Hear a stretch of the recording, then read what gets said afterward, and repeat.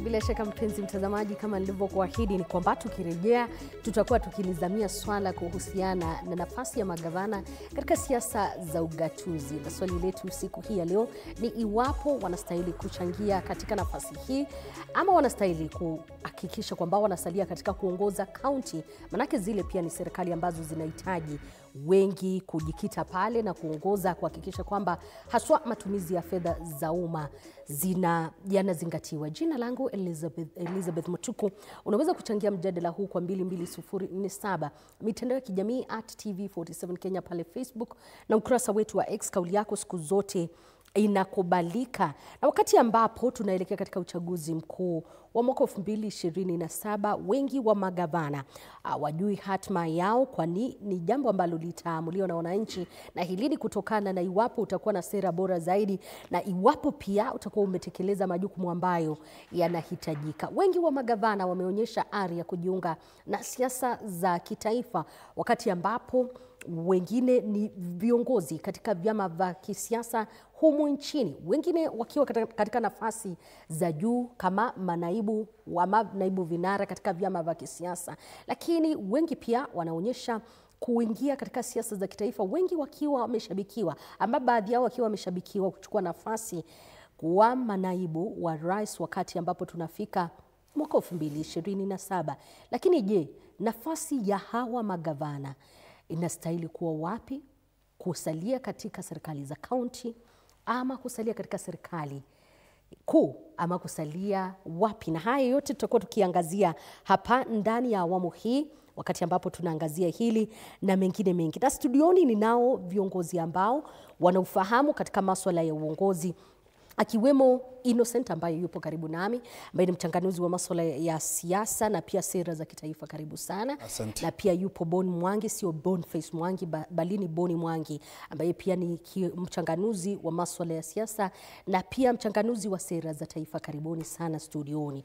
Nitaanza kwa kuuliza, wengi wa magavana wamejikita katika siasa, lakini pia kumbuka, siasa ni mojawapo ya kitu ambacho kilichangia wao kuingia katika nafasi ya uongozi. Lakini swali letu kwa siku hii ya leo ni je, wanastahili kuchangia katika siasa za kitaifa ama wanastahili kusalia wapi ilivyo kwa sasa? Nitaanzia kwako Boni. Asante sana. So gavana sio gavana peke yake. Magavana wako na ushawishi mkubwa katika sera za uchumi, kisiasa, infrastructure development. Kwa hiyo gavana ambaye anajua kazi, ambaye anaaminika na raia wake kuwa mfanyakazi, ambaye haharibu mali, haharibu pesa, ako na ushawishi mkubwa. Kwa hiyo ukiangalia kama Kenya, nchi nzima, wakati tunasema tunataka kuwa first world, utafikaje kuwa first world bila kuangalia hali ilivyo katika county? Kwa hiyo gavana akiwa mtu ambaye anajua kazi yake, awe smart in terms of how to deploy resources, ana ushawishi mkubwa sana katika sera za kitaifa. Unasema wana ushawishi mkubwa, kumaanisha kwamba hawawezi kutenganishwa na siasa za kitaifa, wanastahili kuwa katika utangamano wa kitaifa na pia katika county. Exactly. Wengi wa magavana wamehusishwa na siasa za kitaifa kweli, lakini pia wamehusishwa na matumizi ya zile fedha ambazo zinastahili kuwepo kwa county. Right. Wanaziingiza zaidi katika serikali, katika masuala ya siasa, na wanasahau majukumu yao pale chini.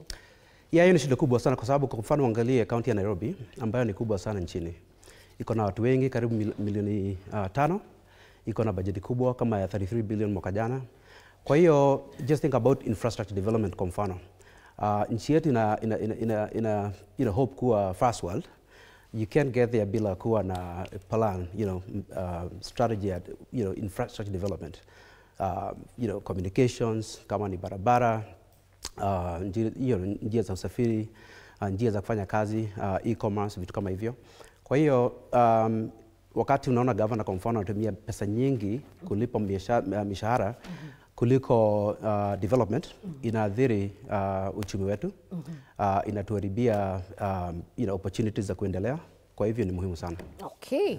Ninajua kabisa ni swali ambalo pia nimemuuliza Innocent, nakuja kwako kuhusiana na swala hilo. Wengi wa magavana wamelaumiwa wakati ambapo wanajiingiza katika siasa za kitaifa kusahau hata majukumu yao. Kuna wakati ambapo kama wakati huu tunakaribia katika uchaguzi kuu mkuu, unapata wengi wa wale magavana wana concentrate kupiga tu siasa, na pia resources ambazo zinastahili kwenda katika kutumikia serikali za kaunti unazipata zimeingia katika masuala ya siasa. Naam, kwa majina kwanza wacha nianze, naitwa Innocent Kipkemboi Paluget. Mimi ni mkazi wa Trans Nzoia County, sehemu zile za Rift Valley. Tuko karibu na Western Kenya. Na tukiongelea mambo ya siasa ambayo ameweza kuingia pale kwenye county, mimi pia nimekuwa mwadhiriwa kule, kwa sababu gavana wangu aliweza kuenda kwingine aliweza kumigrate for a quite a very long period of time, akicampaign kule Malava, ambapo kule ni county ingine. Umesema you are a victim. I'm a victim, kwa sababu sasa within that time unapata kwamba labda kulikuwa na masuala ambayo yangefaa kumhusisha gavana, lakini in real sense hayuko pale kwenye ofisi. Na nafikiri kwamba hii ni swala ambayo inafaa litatuliwe. Inafaa we have a very broad conversation. Tuone kwamba hii swala tutaweza kulitatua aje. Tunaweza toa aje ile siasa ambayo iko pale county, na tukue na watu equal and administrative county government ambayo majorly ita deal na masuala ya watu. Kwa sababu the reason as to why tuko na hii county governments ni kwa sababu tulikuwa tunataka tukue na ile development ambayo inafika upande wa chini, ambayo inafika kabisa kule mashinani. That means all the services ilikuwa ipatikane kule chini. Previously kulikuwa na ile concentration whereby unapata vitu zote zimekuwa kwa national government. Keki yote ilikuwa ikikatwa inakatiwa kule huko Nairobi ama kwa national government. Na utapata kwamba wale ambao walileta the new constitution ambayo walikuwa wanataka kwamba kukuwe na hii katiba ambayo inaleta counties, walikuwa kabisa na ile nia njema. They had a very good intention kwamba wacha hizi services iweze kufikia watu kule chini. But sasa I think ile structure yao pia ambayo vile waliunda ama vile wali structure the counties waliharibu kidogo, ama naweza sema kwamba labda tunaweza tukienda mbele tunaweza fanya zile amendments ambazo ziko required in the constitution, so that at least tukuwe na a county government ambayo it's more administrative and non-political. Juu tusipo separate siasa kwa county, hatutaona development. Juu kila kitu itakuwa kwa mirengo. So na mirengo inakuwa na ukabila na chama ndani yake. Kwa sababu ukiona chama na mirengo na ukabila zimekuja pamoja, the probability ya watu kupata zile services equitably inakuwa very very low. Kwa sababu governor mwenye anaingia anasema kwanza wacha nianze na watu wangu, ama wacha nianze na watu ambao niliwapigia kura. So hiyo siasa ambayo tumeweka pale kwenye county ni siasa ambayo ikiwezekana kule mbele tuweze kutafuta mbinu ambayo tutaitoa. Ni ngumu, ndio najua kuna watu wengi ambao wana zile interest zao hapo, na the moment unaguza hivi mara nyingi utapata kutakuwa na very big reaction kwamba mbona uguze hapa. Lakini in real sense ni lazima tukuje tufanye mjadala wa kitaifa ambayo tutaweza kuona jinsi tutaweza kubadilisha siasa, ili siasa ziwe za national na kule county tukue na development ambayo ni pure administrative. Kumbuka magavana hakuna vile ambavyo wanaweza kujipata katika nafasi za kisiasa kama hawajachaguliwa kupitia vyama vya kisiasa. Watatenganishwa kwa namna gani katika siasa hii kama hawaruhusiwi? Inawezekana kwa sababu manake inawezekana. Nikiwa nchi ya Uingereza ambapo nimeishi kwa miaka mingi, wako na almost a similar thing yenye tuko na hapa Kenya kwa county governments. Na utapata pale county zao zinaitwa shires. Na mimi penye niliishi, kwa hizo miaka zenye niliishi pale, si kwa ijua gavana ni nani. Wacha hata kukuwa na naibu, sijui hata kazi ya naibu ni nini. Si kuwa ijua, niliishi kwa miaka, si kuwa iona siasa, si kuwa iona campaign, nothing at all. Kwa sababu gani? Ni vile wale draft hiyo constitution yao na wakaunda ya kwamba gavana asije akawa mtu mwenye anafanya siasa. Wali separate siasa na kazi kwa hizo shires. So unapata ya kwamba wananchi wataelect wale watu ambao wanaitwa council members, ambao sisi tunaoita MCAs. MCAs wanaenda pale wana elect an administrator ambayo walimpea hiyo jina administrator, hawakumpea jina kubwa. Gavana apewe bendera, apewe sijui bibi yake aitwe excellency, saa mwenyewe anaitwa his excellency. Na hizo vitu zote ambazo zina waste resources and time na inaleta ile kuboost. So unapata pale akichaguliwa na wale MCAs ama wale council, wanapatiwa jina, anapewa jina ambaye anaitwa administrator. Alafu ule mfalme wako na king. Ule king ana-elect mkubwa sasa mwenye atakuja kurule, ambaye ni a ceremonial head of the county, ambaye pia sikuwa imjua. Lakini sasa ukiangalia ile design ambayo ilikuwa that constitution ya kule imekuwa crafted, utapata ya kwamba watu watafikiwa na kazi zitafanyika bila nini, bila ubaguzi na bila siasa. Sasa shida hapa Kenya tuko mbali sana, kwa sababu tumeweka kwanza siasa ikue ni mojawapo ya mbinu za kujiondoa kwa umaskini. Kwa sababu wanasema saizi hapa Kenya ukitaka kujiondoa kwa umaskini kuna vitu mbili inafaa ufanye. Either usimame kiti cha siasa ama uko ule mtu wa kuuza madawa za kulevya. So hizo ni njia mbili za hizi za the quickest. Na unapata ya kwamba hata sasa wale tuliowachagua, wacha hata ambao wanaharibu saizi kule, ambao wako saizi kwenye mamlaka, kuna wale ambao walichaguliwa wakakuwa PS, wakakuwa CS, wakakuwa nini, those the big guys. Wakiwa penye wako wanapigia hesabu ya vile watafika pale kwa county. So kila mtu anasema ninaweza loot wapi so that niende nisimame nini, kiti cha ugavana, ama niende nisimame ubunge, ama niende nisimame ndio ni protect ile wealth yangu. So we have a very serious problem ambaye kama tutaitatua ni lazima tuanzie kwanza grassroots na tuambie kwanza wa Kenya, kwa sababu wa Kenya pia ndio wamezoea ukifika kule mashinano wanasema tupeba. Sasa utawapea nini kama hauna? So definitely inabidi uende uloot kwanza before ukuje usimame kiti. Amezungumzia kuhusiana na mfumo wa Uingereza. Nilikuwa nikifikiria kuhusiana na demokrasia ya Kenya. Vyama vyetu vya kisiasa na mfumo wetu wa kisiasa unaturuhusu kukua jinsi ambavyo wanasema pasipo kuonekana. Mara unampata kama ni gavana, bibi yake ni first lady, kuna nani, wote wapo pale. Na pia kuna kitu ambacho nimekuwa nikiuliza kuhusiana na vyama vya kisiasa. Gavana anaweza kusurvive bila kukua katika hivi vyama vya kisiasa?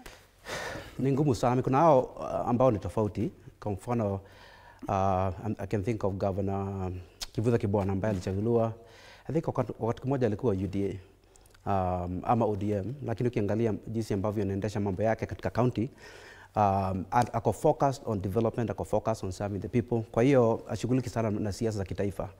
So lakini hao watu ni wachache sana. So for the most part ni rahisi kusurvive kama governor wakati una ignore what's happening in the national politics. Unafaa kuwa pamoja na chama chako.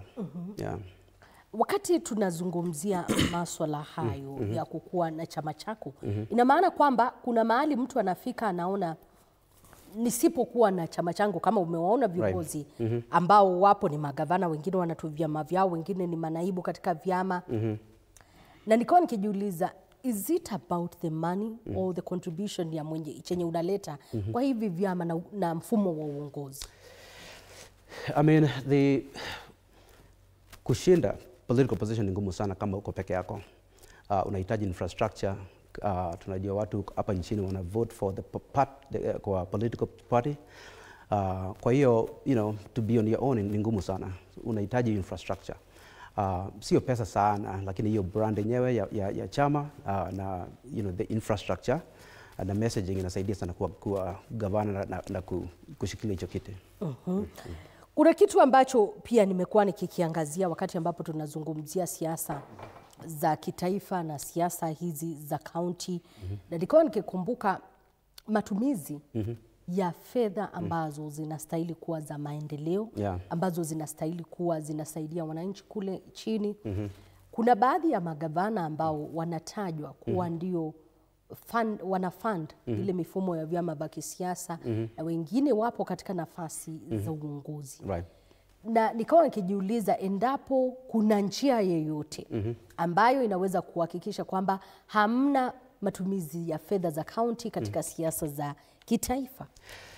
So tuko na sheria nchini ambayo inasema hufai kutumia pesa za umma kwa siasa. But that doesn't happen kwa sababu hapa nchini sheria nyingi, they don't matter. Kwa mfano, fikiria mambo ya CDF. CDF ni mali ya umma. Hizo pesa zinafaa kutumiwa kudevelop the county ama constituency. Kuna bursaries hapo. Lakini unaona viongozi wengi, MPs, magavana, unaona wanatumia hizo nafasi to advance their political agenda. Unaona kwa mfano ukiangalia parliament, hakuna oversight, hakuna legislation. Lakini kila weekend unaona wana post, wanasema nikutane mahali fulani na wapatie bursaries. Kwa hiyo wanatumia CDF hizo pesa ku advance agenda zao kisiasa. Yeah, ni shida kubwa sana. Nitakuuliza swali hilo Innocent kuhusiana na matumizi ya fedha za umma katika masuala ya siasa. Ni kitu ambacho hakijaanza kutekelezwa katika wakati huu. Actually katika serikali ambazo zimepita aswa tangu ugatuzi, kuna magavana ambao labda wanaangazia tu kama ni party leader amekuja pale una fund his political ambitions and agenda katika eneo hilo na tiketi yako iko guaranteed. Una baadhi ya magavana wamesurvive kupitia hili. Wanadaiwa kusurvive kupitia tu wakati ambapo kuna mikutano ya kisiasa na your party leader anakwenda kule ama chama chako kina mikutano kule. Wengi wanadaiwa kutumia fedha hizo katika hilo. Nilikuwa nikifikiria ni kipi ambacho kitafanywa kuhakikisha kuna hii separation. Naam, hiyo ni swali nzuri sana kwa sababu ya kwanza utarealize as far as there is a political party, ukiwa na chama lazima ujue kwamba kuna mwenye chama. Na mwenye chama ni kama sasa anakuazima chama yake uende usimame nayo kule gari yake. Na the moment mtu amekuazima, mwenye ana control kenye utafanya ni ule mwenye amekupatia. Huwezi fanya your own things ukiwa kwa nyumba ya mwenzako. So I think hapo sasa ndio tuko na shida sana kwa sababu the moment mtu amekuwa elected in a certain party, for example utapata labda kule Nyanza ni ODM. So unapata ODM ndio kusema pale. So kwa kweli utapata kulikuwa na hata rumors ambazo mimi nilikuwa nasikia kwamba the moment umekuwa elected as a governor, every year kuna pesa ambayo lazima ubebe kwa magunia ukipelekea party leader. Siwezi jua ukweli wa hayo maneno, ni sehemu walo lipo. Na kama alipo labda lafanyika na ni ukweli. Na utapata kwamba hiyo swala ina affect the entire system ama the entire ile utenda kazi wa governor pamoja hata na wale MCAs. Kwa sababu project inaweza kuja na labda kwa hiyo project wamesema kwamba hapa sasa mkubwa anataka kitu hapa.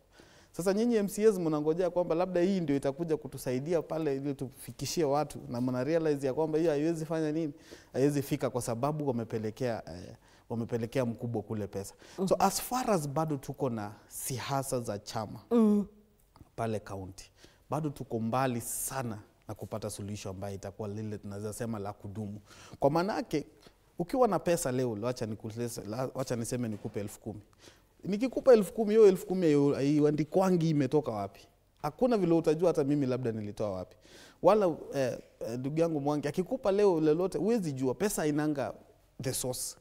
That is why crucify governor kwamba alitumia pesa za umma is also another thing ambayo hauna evidence. Kama alitumia pesa za umma, wapi evidence? So unapata ndio kwa roho zetu tunajua wewe tulikuona juzi ukikuja. Kwa sababu unaweza pata governor wa mara ya kwanza. Unapata governor amechaguliwa. Hata baada ya miezi 3-4 unashangaa amejenga gorofa bonge la gorofa. Unashangaa kila shamba ambaye iko vacant yeye ndio anasema tafuta yeye atanunua. Kweli kwa roho yako unajua ni pesa za umma, lakini sasa zile itifaki zile kina EACC, kuna serikali pande hii, kuna polisi na wale DCI ambao wanafaa kuinvestigate, au ndio inafaa wakianza kuona vitu kama hizo zinafanyika wana raise the alarm. Otherwise sisi hatuwezi jua, kwa sababu pia hatuwezi enda tukapiga kelele pale county tukaambia governor tunasikia umenunua bonge la nyumba kule, ulitoa wapi pesa? Hiyo inakuwa ngumu kwa mwananchi wa kawaida. Sasa sisi kama wananchi tunajipata kwamba tumekuwa victims wa hizi circumstances. So unaziona tu, unazisikia na unaziongelea na inaishia hapo. So the only person ambaye anaweza saidia ni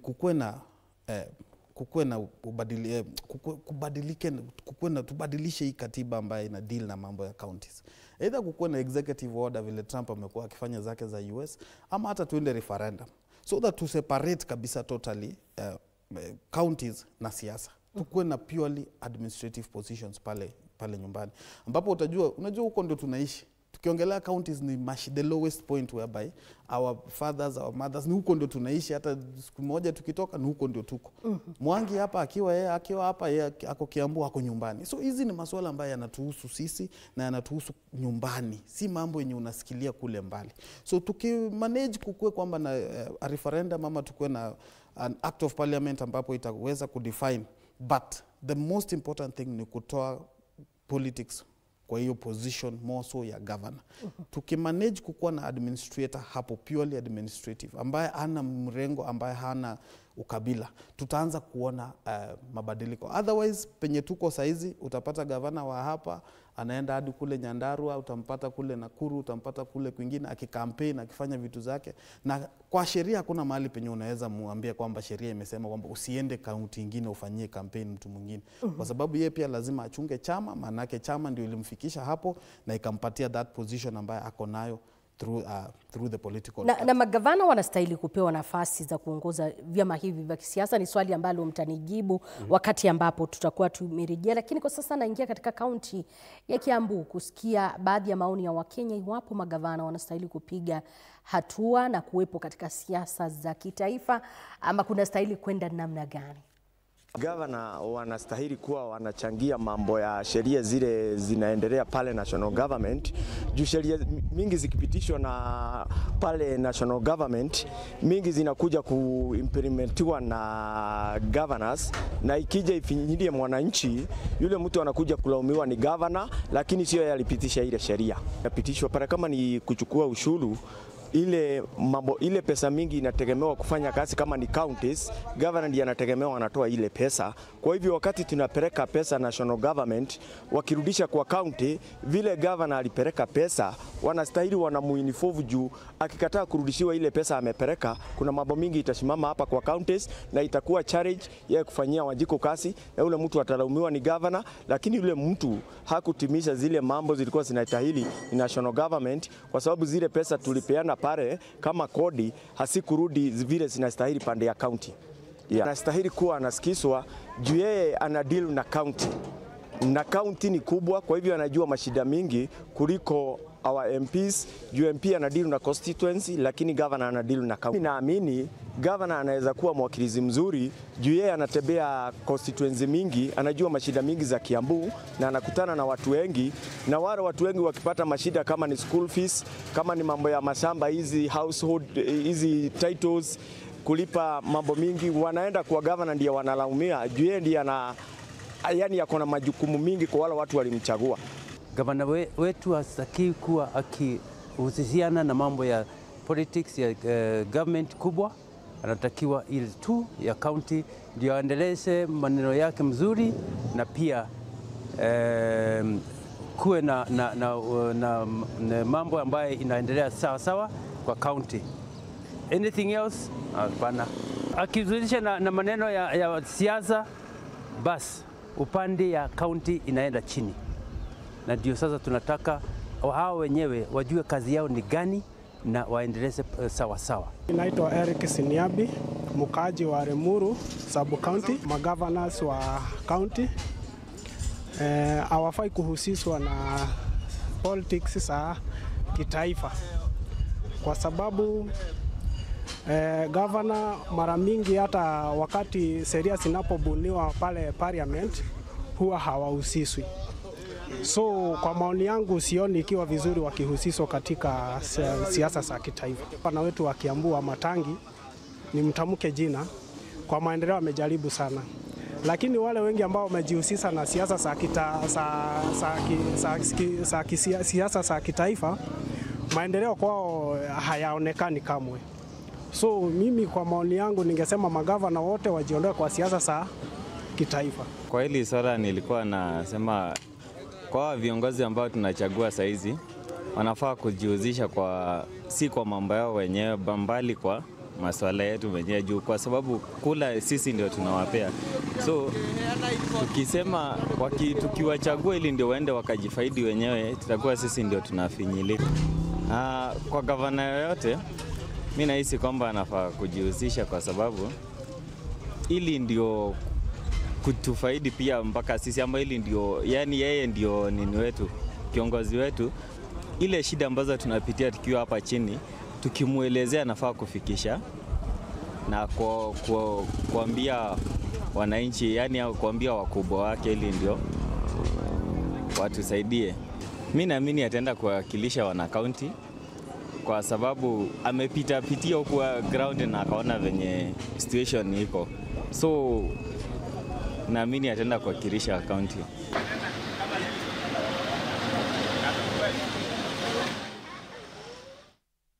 Ndio hivyo mpenzi mtazamaji, tumerejea tena katika awamu hii ya maswala ya ugatuzi na zaidi tukiangazia TV47 matukio, wakati ambapo tunaangazia zaidi swala linalohusiana na magavana, nafasi yao katika uongozi na iwapo pia wanastahili kujihusisha katika siasa za kitaifa. Ni swali ambalo tumeuliza wengi na napitia baadhi ya kauli za Wakenya kupitia mitandao yetu ya kijamii na kwa 22047 ambapo wametuma maoni yao. Kuna wale ambao wanasema magavana wanastahili kujipata tu wanatumikia wananchi, manake they have a lot to do katika county. Ni kitu ambacho Kevin anasema. Kuna huyu mwingine anasema Pauline kwamba mimi sifurahi wakati ambapo wanajihusisha na siasa za kitaifa, kwani wengi wanatusahau mashinani. Kuna wengine wanasema there is no way you can separate them katika masuala ya siasa za kitaifa, kwani wanahusika pakubwa pia katika kuhakikisha kwamba wanaturepresent katika vyama vya kisiasa, na pia kuna ushirikiano kati ya serikali.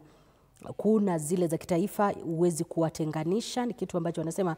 Na swali letu siku hii ya leo katika awamu hii kuhusiana iwapo magavana wanastahili kushiriki katika siasa za kitaifa. Wakati ambapo pia tunaangazia hilo, pia tunakupatia nafasi kuzungumza nasi kwa 22047 mitandao ya kijamii @TV47 Kenya pale Facebook na ukurasa wetu wa X. Wakati ambapo nazungumza naye Innocent Paluget ambaye ni mchanganuzi wa masuala ya siasa na sera za kitaifa.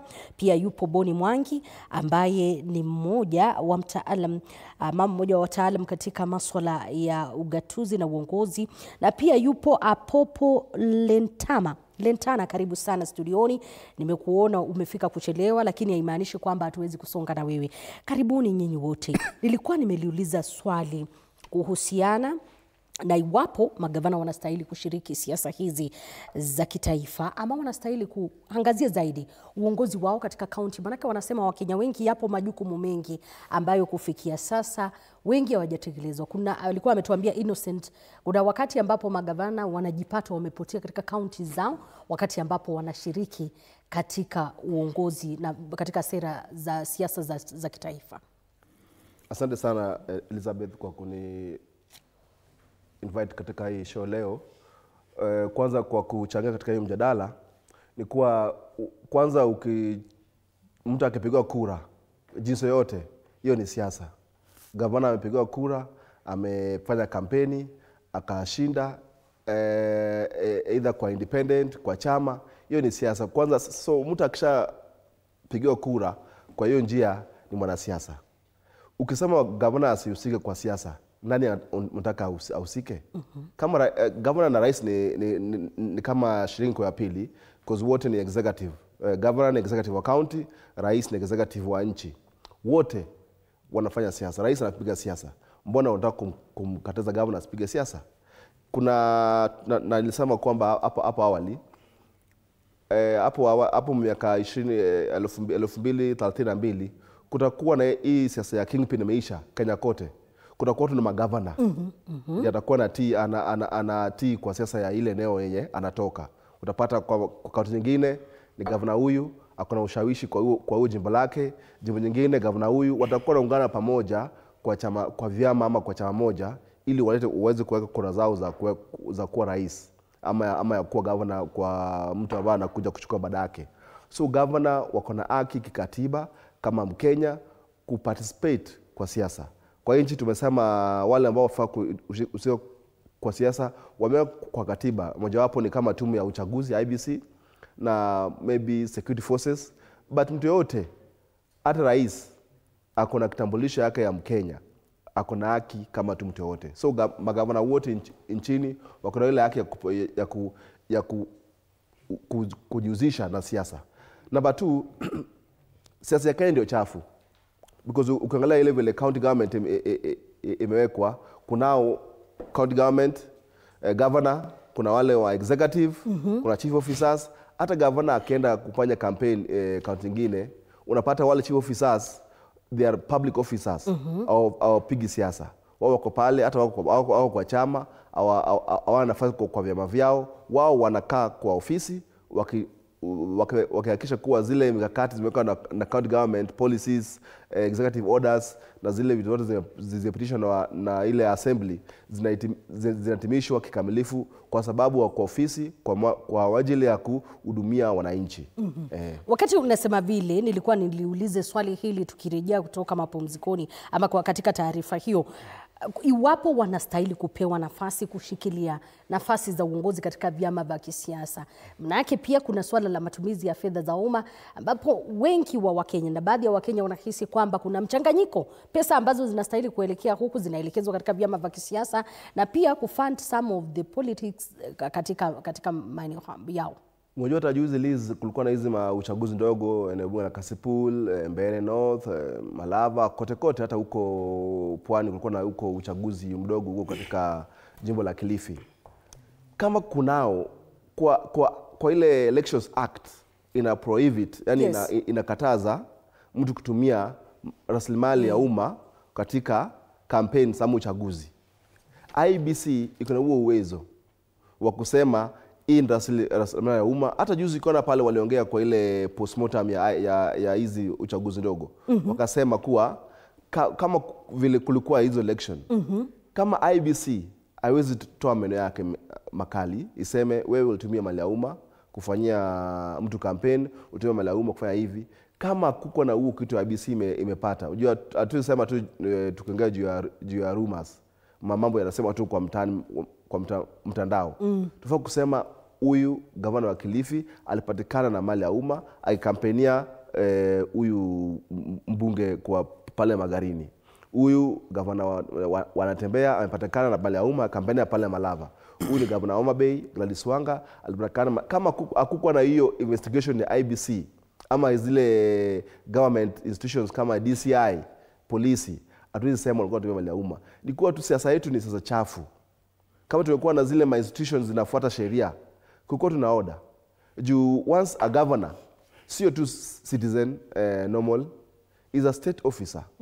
Yeye pia kuna zile amepewa zile privileges za kutumia. Among the privileges alipewa ni kufanya makosa. Uweze kuwa eti ni governor sasa uweze kufanya makosa. Umezungumzia hilo, ikanikumbusha unatoka katika kaunti ile ya Homa Bay. Na pia wewe ni mwakilishi wadi, na nikawa nikifikiria, umeona gavana wako, ninajua pia ni mwenyekiti katika chama kile cha ODM. Ni kitu ambacho unakubaliana from where you're seated kwamba magavana pia wanastahili kushiriki katika siasa hizo. Amesema kuna wakati walipata governors wake amepotea for a while, maana yupo katika siasa za kitaifa. Unaona ni kitu ambacho kinafaa? Haina shida. Uongozi ni kung'ang'ania. Kama uwezi ng'ang'ania uongozi, kama uko uongozi tayari, mimi ningepewa nafasi na ng'ang'ania tu kile kitu inataka.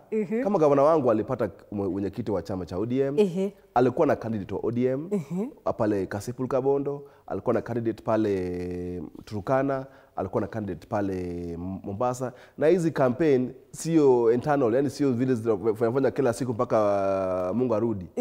Ilikuwa na tamati yake tarehe 27 mwezi wa 11.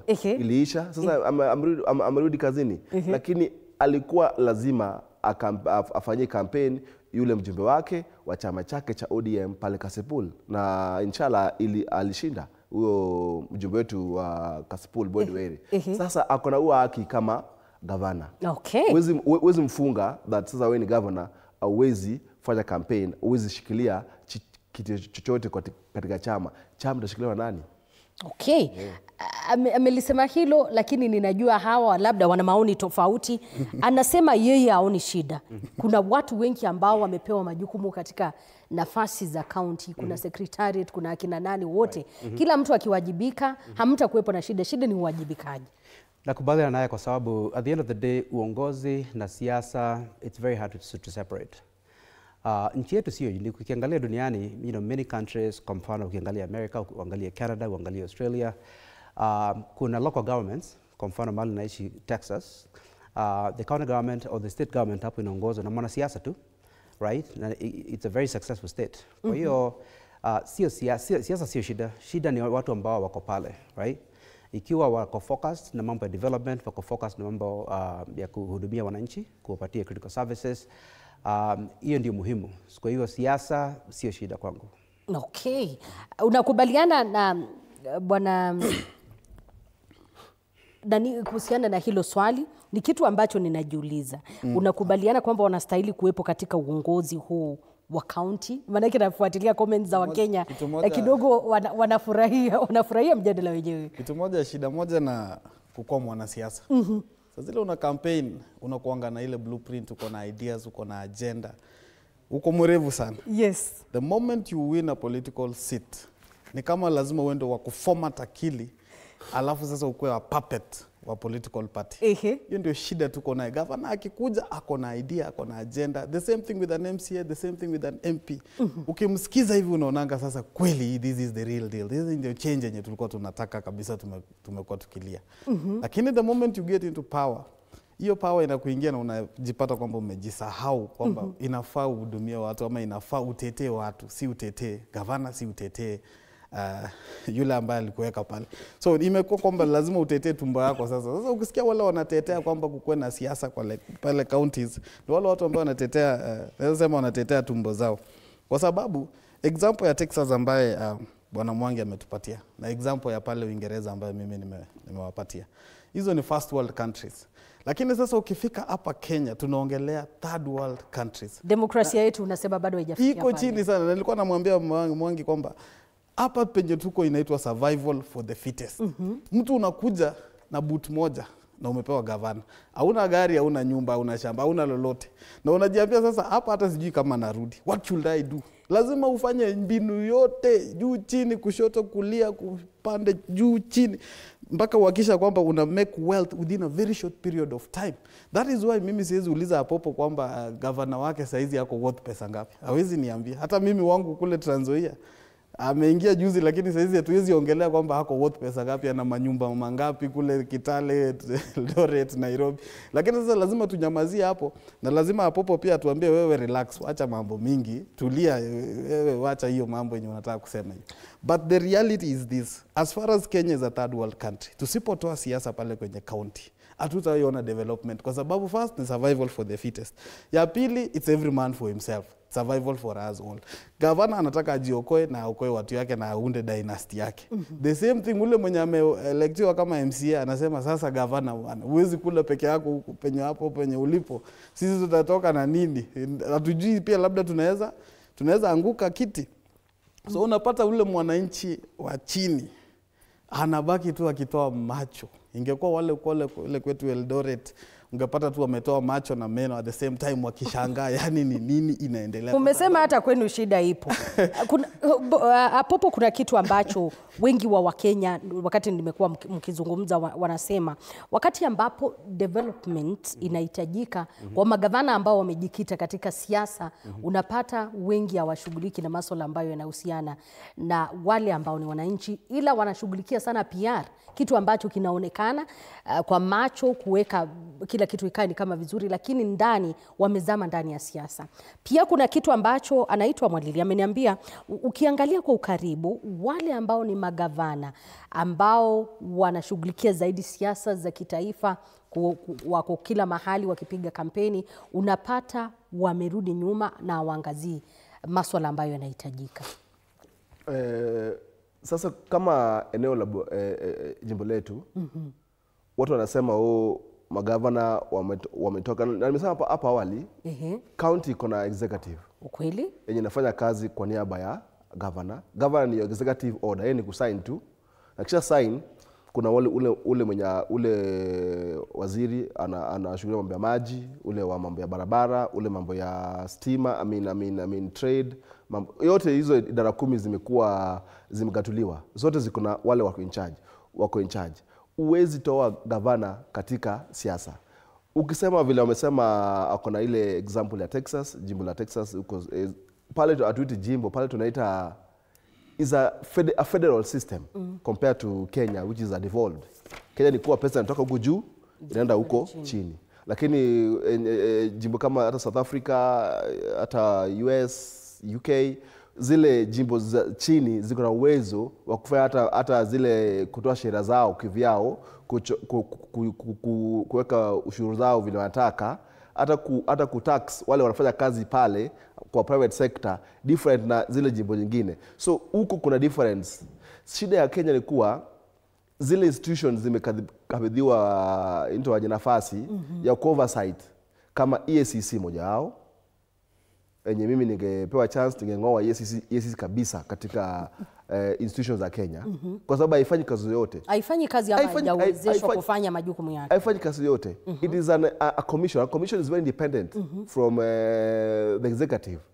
Don't you think it might be independent on paper? Yes, ndio nasema is not independent. Is not independent. So hawana meno wa kushika kwa sababu hata mjega ugatuzi umeanza miaka 10 iliyopita. 2013 mpaka saizi. Tungefaa kuona 2013 washafanya investigation wakashikilia gavana moja, wawili. Juu tunajua wote wakati wako mbele ya ile kamati ya Kajwang ambapo magavana huwa wanafika kila wakati ile ya CPAC. Ilililia kitu kimoja kwamba wana jukumu la kuinvestigate lakini hawana nafasi ya kuprosecute, na ndio maana unapata kesi zao zikifika mahakamani ile afisi ya ODPP natafuta namna ya kufutilia mbali, na wakawa wakisema wanastahili kuwezeshwa. Whereas umeketi hapo ukisema kwamba wanastahili kufutiliwa mbali. Ni kuwezeshwa ama kufutiliwa mbali? Ndio nasema hizo institutions, moja wao ni EACC, nyingine ni Office of the Director of Public Prosecutions, nyingine ni DCI. Ndio kuna hiyo wote ni wako wabaya kuliko magavana. Juu wao sasa wako soko. Wanasikia mambo ya Mabei, wanakuja, wanachukua yao. Wanasikia mambo Kisumu, wanachukua. Wanasikia mambo Isiolo, wanachukua. Wanachukua kote mwaka moja wako na begi limejaa pesa. Kwa sababu mnaiba, mnagawa. Tumekuwa na zile institution ambazo zinafanya kazi. Kama tuseme governor wa 2013 to 17. Tumesikia mtu mmoja ameshikwa, alikuwa anaitwa huyo wa Samburu ama wapi, ameachiliwa. Sasa hizi ndio nimesikia nani baada ya korokoroni huyo wa Kiambu former Waititu. Tunataka magavana kama 10 wako ndani. So ule ako saizi anasema mimi nitatii kwa sababu najua baada ya tamu yangu kuisha, but Kenya tunashikilia watu kulingana na siasa. Na hapo ndio nitarudi kwa siasa za kitaifa. Vyama vya kisiasa, kuna magavana ambao wengi wamejipata katika hizo shida, wamechukuzwa na EACC, wamepatikana na makosa, lakini vyama vya kisiasa vinawashield. Hata wakifika katika bunge la seneti, unapata maseneta ama wale ambao wanastahili kuwapigia kura wamekuwa whipped na political parties kwamba msave huyu. Kidogo umeona swala kama kaunti ya Nairobi wakati ambapo kumekuwa na tetesi za kutaka kumbandua gavana wa kaunti ya Nairobi. Na hapo ndio najiuliza, isn't it time tutafute namna ya kuseparate hizi afisi mbili, siasa na hawa magavana? Manake tukizungumzia ufisadi, kuna wale ambao wameokolewa na vyama sio katika msimu huu tangu ugatuzi uanze. Ndio nakuelezea, hata saizi kuna magavana ambao wako na serikali. Saizi karibu magavana kama 10 na wako na serikali. Mbona watu tuseme wakishikwa? Sisi magavana zote wote wako na serikali. Kuna 10 na ambao wanasema sisi tuko watu wa mrengo ya United Opposition, tuna support opposition. Mbona watu azishikwe? Kwa sababu kila gavana ameshasoma juzi ya kuepa na kula na EACC, DCIO. Juu kila gavana kutoka Busia huko chini mpaka kufika Turkana mpaka kuja mpaka huko Mombasa, wote kama si gavana. In fact kwa watu zingine gavana wengine hata hawajui vile pesa inaibwa. Hawajui. Hao watu chini hapa ndio wanachapa na pesa vibaya sana. The system inakontroliwa na watu wengi. Wao watu chini, sijui director, officer, clerk. Hata unaona juzi hapa clerk wa NHIF ako na milioni 300. Clerk ule anakaa pale kwa mlango amibaji milioni 300. Hata director mwenyewe ule CEO ajui venye ameiba. So unapata hiyo system sio about the governor only, it's about all those working, wale wanafanya kazi wote katika hiyo county, kwa ofisi ya executive, kwa ofisi ya ule waziri na kwa chief officer, wote wanafaa kuchukuliwa nini hatua. But EACC iko na uzembe, inaona hii tuachilie, wanangojea 2032 tuone kama huyo governor atakuwa opposition ama atakuwa kwa serikali ndio waende wamkamate. Na hiyo inatoa message mbaya sana kwa wengine watakuja nyuma, that hapo kutaka survive, imba tu mambo ya serikali, iba ukilose tena iba serikali ya next ndio mambo yake, uendelee kusurvive na utasurvive. Okay. Amezungumzia swala la ufisadi katika magatuzi. Lakini anasema kulingana na yeye, kulingana na Popo ni kwamba ni zile taasisi ambazo zimepewa nafasi ya kupigana na ufisadi ambazo zimefeli. Lakini wengi wa Wakenya wanasema hawa ambao ni wafisadi wanakuwa shielded na system in the political parties na siasa pia. So niseme tena, shida kwangu sio siasa na si kuwa viongozi kuhusika kwa siasa, because again the structure of government yetu tuko nayo, it's political, right? So if you go back to why we have devolution is to allow raia mashinani wawe na ushawishi katika mambo ya development, mambo ya critical services.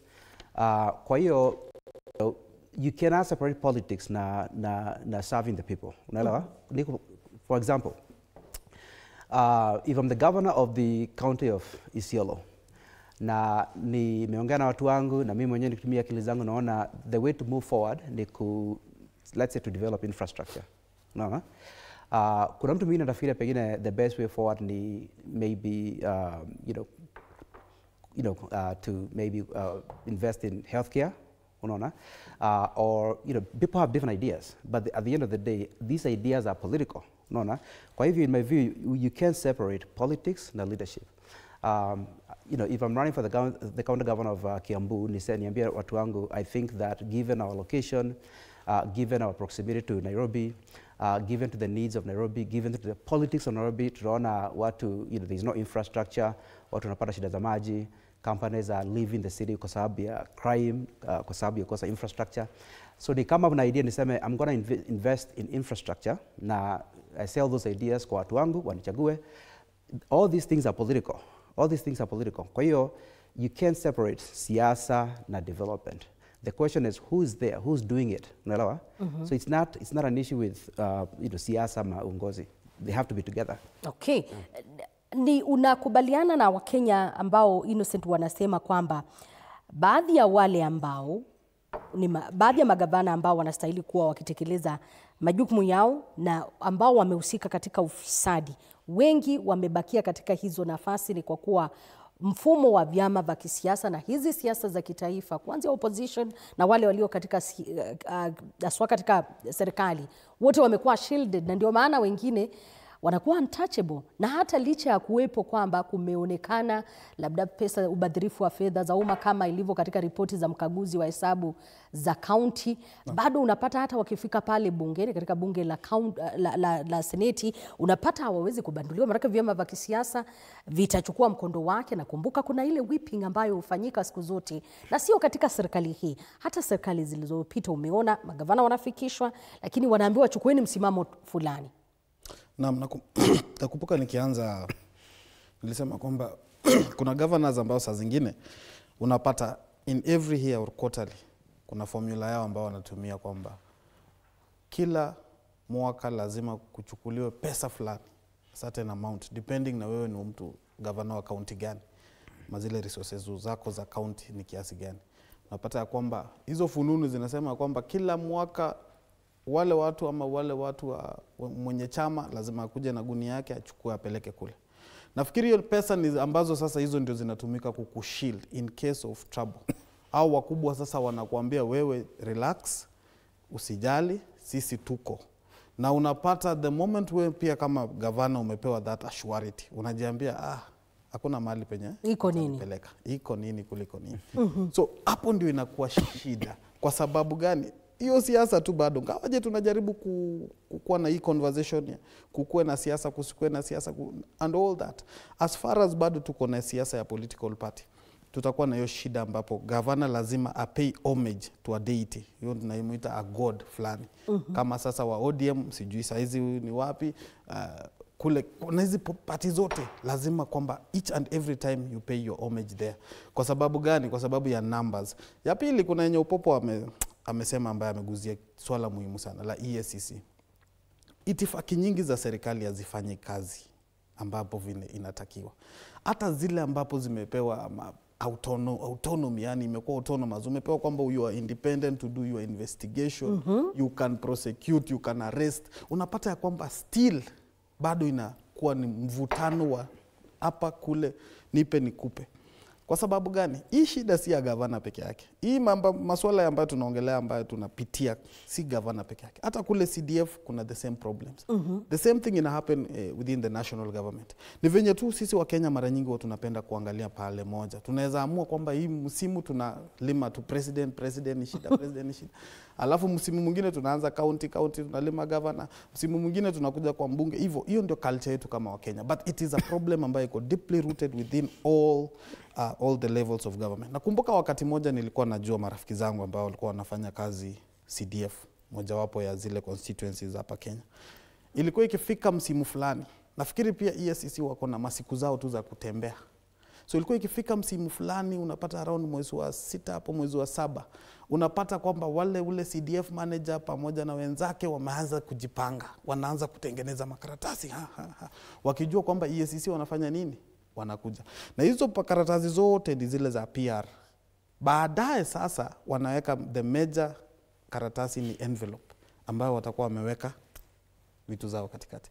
By the time EACC wanafika hivi, wanakuja nao na ukali sana, wapi hii, alafu baadaye tu wanachukua ile bahasha yao na wanajiendea, na hiyo maneno imeishia hapo na imesaulika hivyo, na that is it. So ile corruption ambayo iko within the systems ama hizi itifaki ambazo tumeziita autonomous ni ya hali ya juu zaidi hata kushinda ile yenye tunalia hapa tukisema gavana na kadhalika na kadhalika. Kwa sababu tusipokuwa na serious changes within EACC, pale DCIO, pale all these systems ambazo ziko na ability ya kuinvestigate na kuarrest, as much as hao pia wanataka wapewe yao, then tuko mbali sana na kupata exact solution. EACC kila wakati ambapo masuala ya ufisadi yanatajwa inasema kwamba haina uwezo wa prosecute. Kazi yao ni investigation. Ikifika pale, umeona magavana hata ambao tayari wametajwa kwamba hizi pesa zimepotea, lakini kesi hiyo unasikia baadaye hakuna ushahidi. Unasikia pia settling, gavana huyu ameamua kupeana hizi pesa na hivyo ikiwa kuna shida ya hapo kwa EACC, then shida si judiciary ama the prosecuting part. Shida ni investigation ambayo EACC wamefanya. Kwa sababu ukileta investigation ambayo iko na hard evidence ama ile tunaita concrete evidence ambaye by all means ita incriminate mtu, hakuna vile utasema kwamba kutakosekana na prosecution within that process. Kwa sababu wako na ability ya kuinvestigate na kuarrest unless they do a shoddy investigation ile yenye wanajua hii it won't hold water at the other end. Nakumbuka kuna mfano wa Obado ambaye alikuwa gavana. Obado alipelekwa mbio mpaka ikafikia mahali ambapo aliamua hata kufanya ile tunaita akarudisha zingine akafanya ile inaitwa settlement court, which also the courts allows. Sasa zingine inafikia point whereby wao umesema sawa, nimekubali, wacha nirudishe.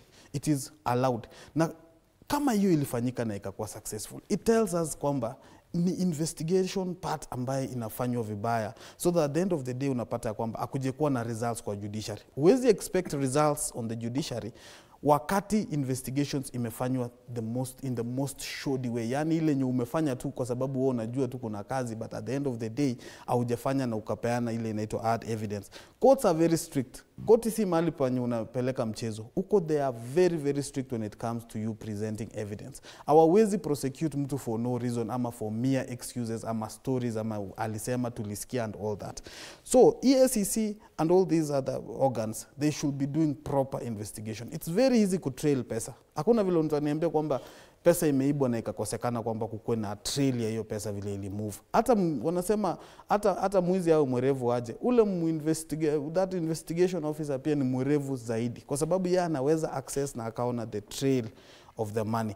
So before tuongelee kwamba tunataka mabadiliko kule EACC, au magavana ambayo tunawachagua ama viongozi ambayo tunawachagua, are they really worth it? Is it really worth the value ambayo tunawaaminia kwamba sisi kama Wakenya tunasema wacha so and so wakue gavana, wacha mbunge akue fulani, wacha MCA akue apopo. At the end of the day, are they worth it? Lazima tujiulize, are they really leaders ama tumechagua tu wale wanasarakasi ambayo wanafika pale wanajitoa wenyewe kwa block, alafu at the end of the day ama what we call at the expense ya mwananchi wa kawaida. So as Kenyans lazima we look onto ourselves so that also we make the right decision when it comes to leaders, because hatuwezi change everything at once, ni pole pole. Haya mashirika pia ama hizi tume ambazo ni huru ambazo zinastahili kuchunguza, zingine kuprosecute na zingine kuhakikisha kwamba zinafanya uchunguzi wake. Kumekuwepo na tetesi sio katika serikali hii bali hata serikali zilizopita kwamba hizi tume zinatumika pia kisiasa. Endapo wewe you are not aligning to the agenda ya serikali fulani, ndo wakati ambapo baadhi ya magavana wanadai kuandamwa. Endapo haukubaliani na serikali, kama tusema wakati huu broad based, wakati uliopita ilikuwa handshake, unajipata ndo wakati ambapo unachunguzwa. Ilhali kuna wale ambao wamehusika kikamilifu katika masuala ya ufisadi, lakini hawajachukuliwa hatua. So naamini shida yetu kubwa si kosa kwa sheria, not kosa institutions. Shida yetu kubwa ni kosa kuwa serious kwa mambo ya ufisadi. Kwa mfano, nchi yetu inapoteza bilioni 800 kila mwaka, right? 0.8 trillion kila mwaka, which is 20% of our budget.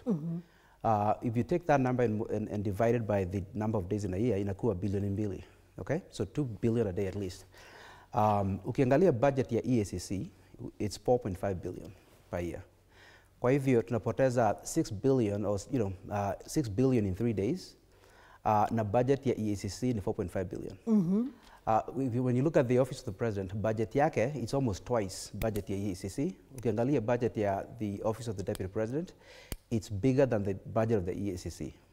How can we claim to be serious? Mambo ya siasa, mambo ya ufisadi kama those are the priority that we have.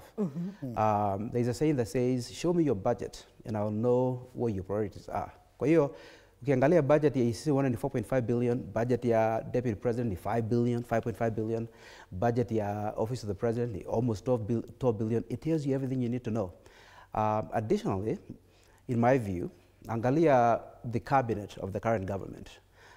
All you have to do is go back to EACC website yake couple of years ago, 2 years ago, 3 years ago, utapata watu kama Governor Mwangi wa Iria ambaye alikuwa na kashfa ya ufisadi. Angalia mtu kama Governor Paranya kutoka Kakamega ambaye alikuwa na kashfa ya ufisadi.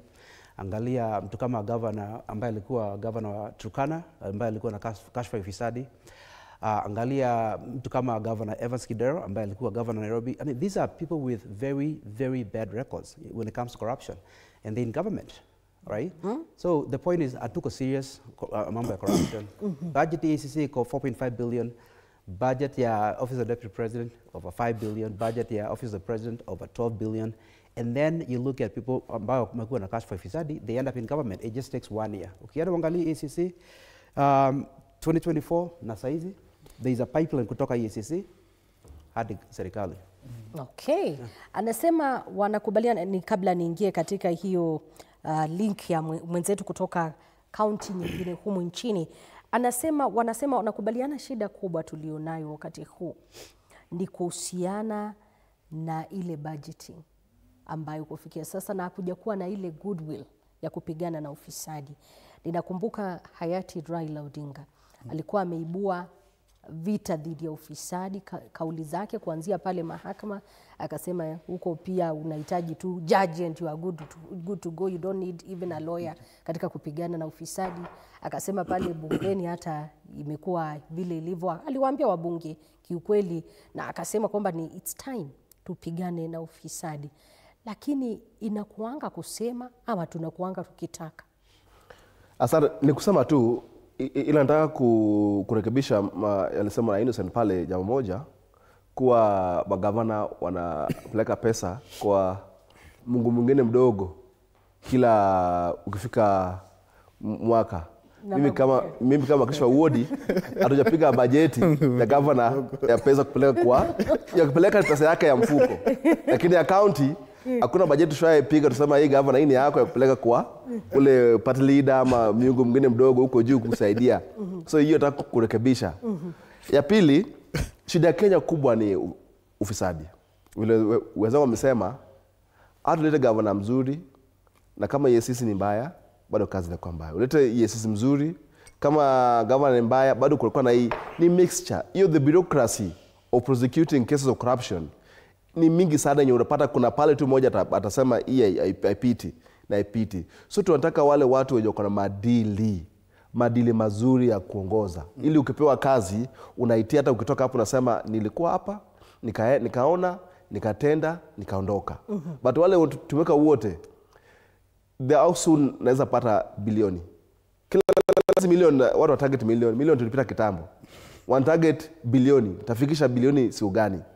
Wako na emergency kufikisha 1 billion. Kila mtu saizi ukimpea kazi katika hizi vyombo vya serikali, wao tu ni wataunda pesa kivipi wafikishe 1 billion. Number 2, mimi ungeduliza kwa ugatuzi tungefanya namna CDF ipo. CDF ni committee peke yake. Hakuna director, accountant, HR, clerk, what. Wako wengi kwa county yenye huwezi fuatilia penye pesa inapotea hata. Juu wako wengi sana. Unapata county moja kuna watu kama 5,000. 5,000 utajua watu hata 200 wako ghost workers, huwezi jua. Kwa county yenye kuna more than watu 2,000. Sasa ukienda kama Nairobi utapata staff ni kama 10,000 plus. Ujue hata wagapi ni ghost workers, wagapi ni wale wanafanya kazi kihalali. Wanaitwa wafanyikazi ama wafanyikazi gushi. Wako wengi Kenya counties. So kama counties zingekuwa kama ile mfumo wa CDF yenye kuna gavana, kuna committee na madiwani. Sasa kama sisi MCA tunakuwa kama diwani, a council. Jina tu ndio tulitisha jina ambaye ni councillor. It's a member of a council. A council mnakaa mara 2, mara 3, mara 4, mnakaa mnajadili venye pesa imetoka national government kuja nchi, unasema hii ni ya maji, hii ni ya barabara, so that wajue kitoka hivi ni direct kwa procurement na kwenda kwa kujenga barabara. Na kama diwani ama ule mwakilishi wa wodi unaenda kuangalia imejengwa, alafu sisi kikuja kuangalia aingalie process ya governor, CCM, chief officer, director, deputy director, officer, clerk. Watu kama 10 wa kwa hii laini na watu wanakula mshahara. Hii mshahara ukiangalia county governments zinakula kote nchini zinakula almost 60% kwa into average. 60% of 4 trillion is how much? Is almost 2.4 trillion, which means 2.4 trillion tumetumia kwa administrative ya ugatuzi, while CDF wanasema wanatumia 30%. 30% of 2 trillion is just around 600 million. Okay. 600 million CDF imetumia pesa mingi kwa development kuliko ugatuzi. Na CDF imepata pesa kidogo sana. Ukiangalia hiyo asilimia, CDF has spent more on development than devolution, than counties. Why? Because counties zinatumia pesa kwa administration. Hapo tukishatatua administration, tutakuwa na ile uwezo wa kuangalia hapa kwa hii ugatuzi ni unabeba pesa. But saa hizi ukituma hata investigator, umwambie mimi sikuwa, ule alikuwa, atafuta huyo mwingine. Mimi sikuwa, hata kama wewe ni auditor, unachoka unasema acheni hiyo kitu kae. The system for devolution in this country is not justifiable. It consumes too much money to deliver just 2.4 trillion. You can't use 2.4 trillion to deliver 1.6 trillion. Ninajua kuna masuala mengine kuhusiana bado na uongozi wa magavana katika county. Ninajua imekuwepo mizozo, na hizo pia ni siasa baina ya magavana, manaibu wao, na pia limekuwa swala la magavana unamaliza unataka kuja kukua mbunge, unamaliza unataka kuja kukua seneta. Tumewaona magavana ambao wametoka kule chini wamerudi huku kwa bunge, na nikawa nikifikiria ni kitu ambacho tunastahili kuwa tukikiangazia na kinastahili kukubalika. Lakini kwa sasa niruhusu tuingie katika kaunti nyingine kusikia ni kipi ambacho kinaendelea na maoni ya Wakenya kuhusiana na swala hili, iwapo wanakubaliana kwamba magavana wanastahili kushiriki katika siasa za kitaifa. Naam, Mutuku, shukran sana. Vilevile ninao tu baadhi ya wakazi kutoka kaunti ya Laikipia, hususan mji huu wa Nyahururu, ambao vilevile ningependa kuwahusisha katika mjadala wa siku leo, tusikie wao kama wenyeji katika kaunti hii wanahisi vipi kuhusiana na mchango wa magavana katika siasa za kitaifa. Karibu tu ndani ya TV47. Ukianza kwa kujitambulisha, tueleze wewe binafsi unahisi kuna mchango upi ambao magavana wanatoa katika siasa za kitaifa? Majina ni Dickson Manyara Mwangi, mimi ni mwenyekiti wa ODM kaunti ya Nyandarua. Ningependa kusema magavana wako na nafasi kubwa ya kuchangia katika maendeleo ya kitaifa ama mijadala ya kitaifa, hata kama ni kisiasa. Sababu ni kwamba tuko na serikali 47 na hiyo ingine ya national zinakuwa 48, lakini serikali ni moja. Hakuna vile gavana wanaweza kaa mbali na kuna masuala ya kitaifa ambayo wanatakiwa kuhusika, na ndio kusudi wako na ile kamati wanaita Council of Governance. Ndio wanaangalia mambo kama ya afya, ndio isiwe mahali moja kuna afya mzuri kwingine mambo haifanyiki. Wanaangalia mambo kama ya barabara zile za county, na wanashirikiana na serikali kuu ili waweze kuwa na ndani ya hizo mipango. Lakini wakiwachwa nje, hata serikali kuu haitanufaisha mwananchi wa kawaida. Kwa hivyo wewe kama mwenyeji kutoka tuseme eneo la Nyandarua, unahisi kuwa magavana inastahili wachukua hatua ipi katika mijadala tuseme kama vile ya ugavi wa ushuru na mambo kama haya? Mimi nikiwa mkazi wa Nyandarua ningesema kwamba magavana kisheria hawana jukumu ya ugavi wa pesa, lakini wako na jukumu ya kuchukua ushuru katika kaunti zao, wanaongeza na ile inagawanywa kutoka mgao wa kitaifa ili waweze kufanyia wananchi maendeleo. Na kuna majukumu mengi wanatakiwa wapiganie kutoka kwa serikali kuu ili mali iwafikie na waweze kufanya kazi. Kwa mfano, mambo ya afya ni devolved, mambo ya agriculture. Serikali iwache kukaa na pesa ya magavana Nairobi, iwachilie hizo pesa ndio mwananchi afaidike kulingana na sheria vile inasema.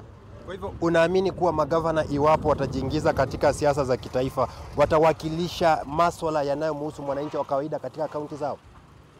Hiyo ni kweli.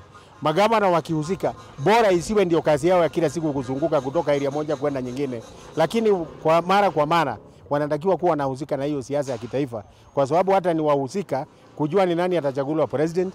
Kama sasa tunaelekea uchaguzi, wakielekeza wananchi kuchagua president mbaya, ndio maendeleo itakuwa mbaya.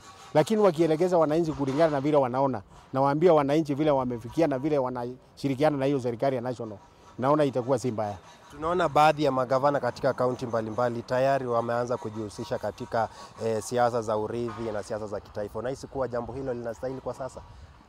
Kwa sasa halistahili. Magavana wanatakiwa wakae mbali, wafanyie wananchi kazi. Tuko na mwaka moja na miezi karibu 10. Kwa hivyo ingetakiwa wagoje mwaka wa 2026 uishe wakifanyia wananchi kazi.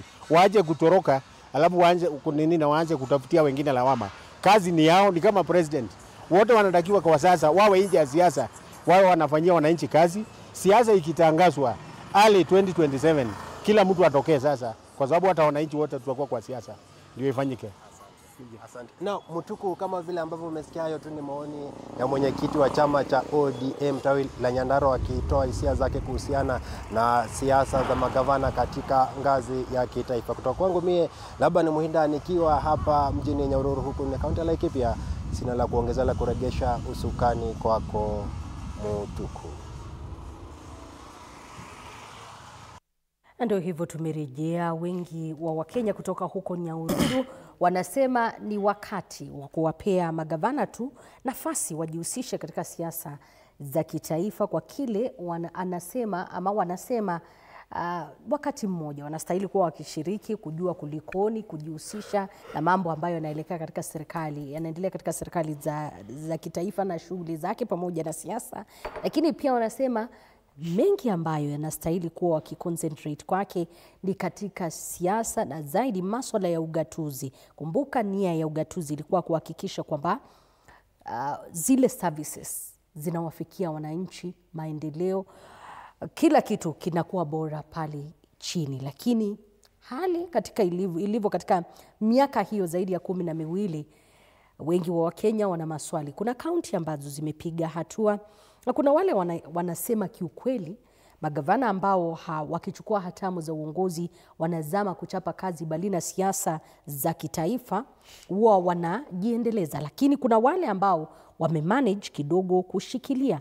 Na nikawa nikilizungumzia swala la mizozo ambayo imeshuhudiwa, maanake hizo pia ni siasa baina ya magavana, manaibu wao, ni kitu ambacho kufikia sasa katika baadhi ya kaunti hakijatatuliwa. Kwingine mpaka rais anafikia kulizungumzia, kwingine hata kufikia sasa hakujulikani kutakwenda namna gani. Unyanyasaji huu na mizozo hii kati ya magavana na manaibu wao ni kitu ambacho kimeshuhudiwa sio mara moja au nyingine, na kulikuwepo na pendekezo katika bunge lililopita la 12 na awamu ya 3 ya seneti kuhusiana na magavana na manaibu wao kuwepo na majukumu, japo kikatiba naibu wa gavana ni msaidizi tu, bali sio mchapakazi aliyepewa majukumu tofauti kama ilivyo kwa katiba. Na nilikuwa nikifikiria mzozo huu ni wa kisiasa ama ni mzozo ambao unaweza kutatuliwa tofauti.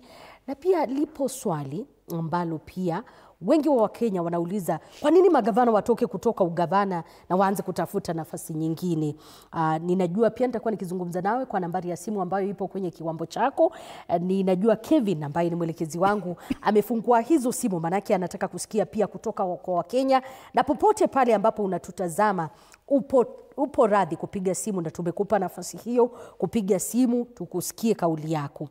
Ninajiuliza hili Bwana Apopo, Bwana Boniface na pia Innocent. Mizozo hii ambayo inashuhudiwa mara kwa mara, ninajua katika mabunge yaliyopita, sio mabunge bali serikali zilizopita, na wakati huu tumeona mizozo hii. Homa Bay unakotoka kuna mpaka wale wanapendekeza impeachment kwa naibu gavana kwa kuwa haendani njia moja ya kisiasa na gavana ambaye yupo wakati huu. Na nilikuwa nikifikiria hili ni wakati tufikirie namna ya kuseparate hawa wawili.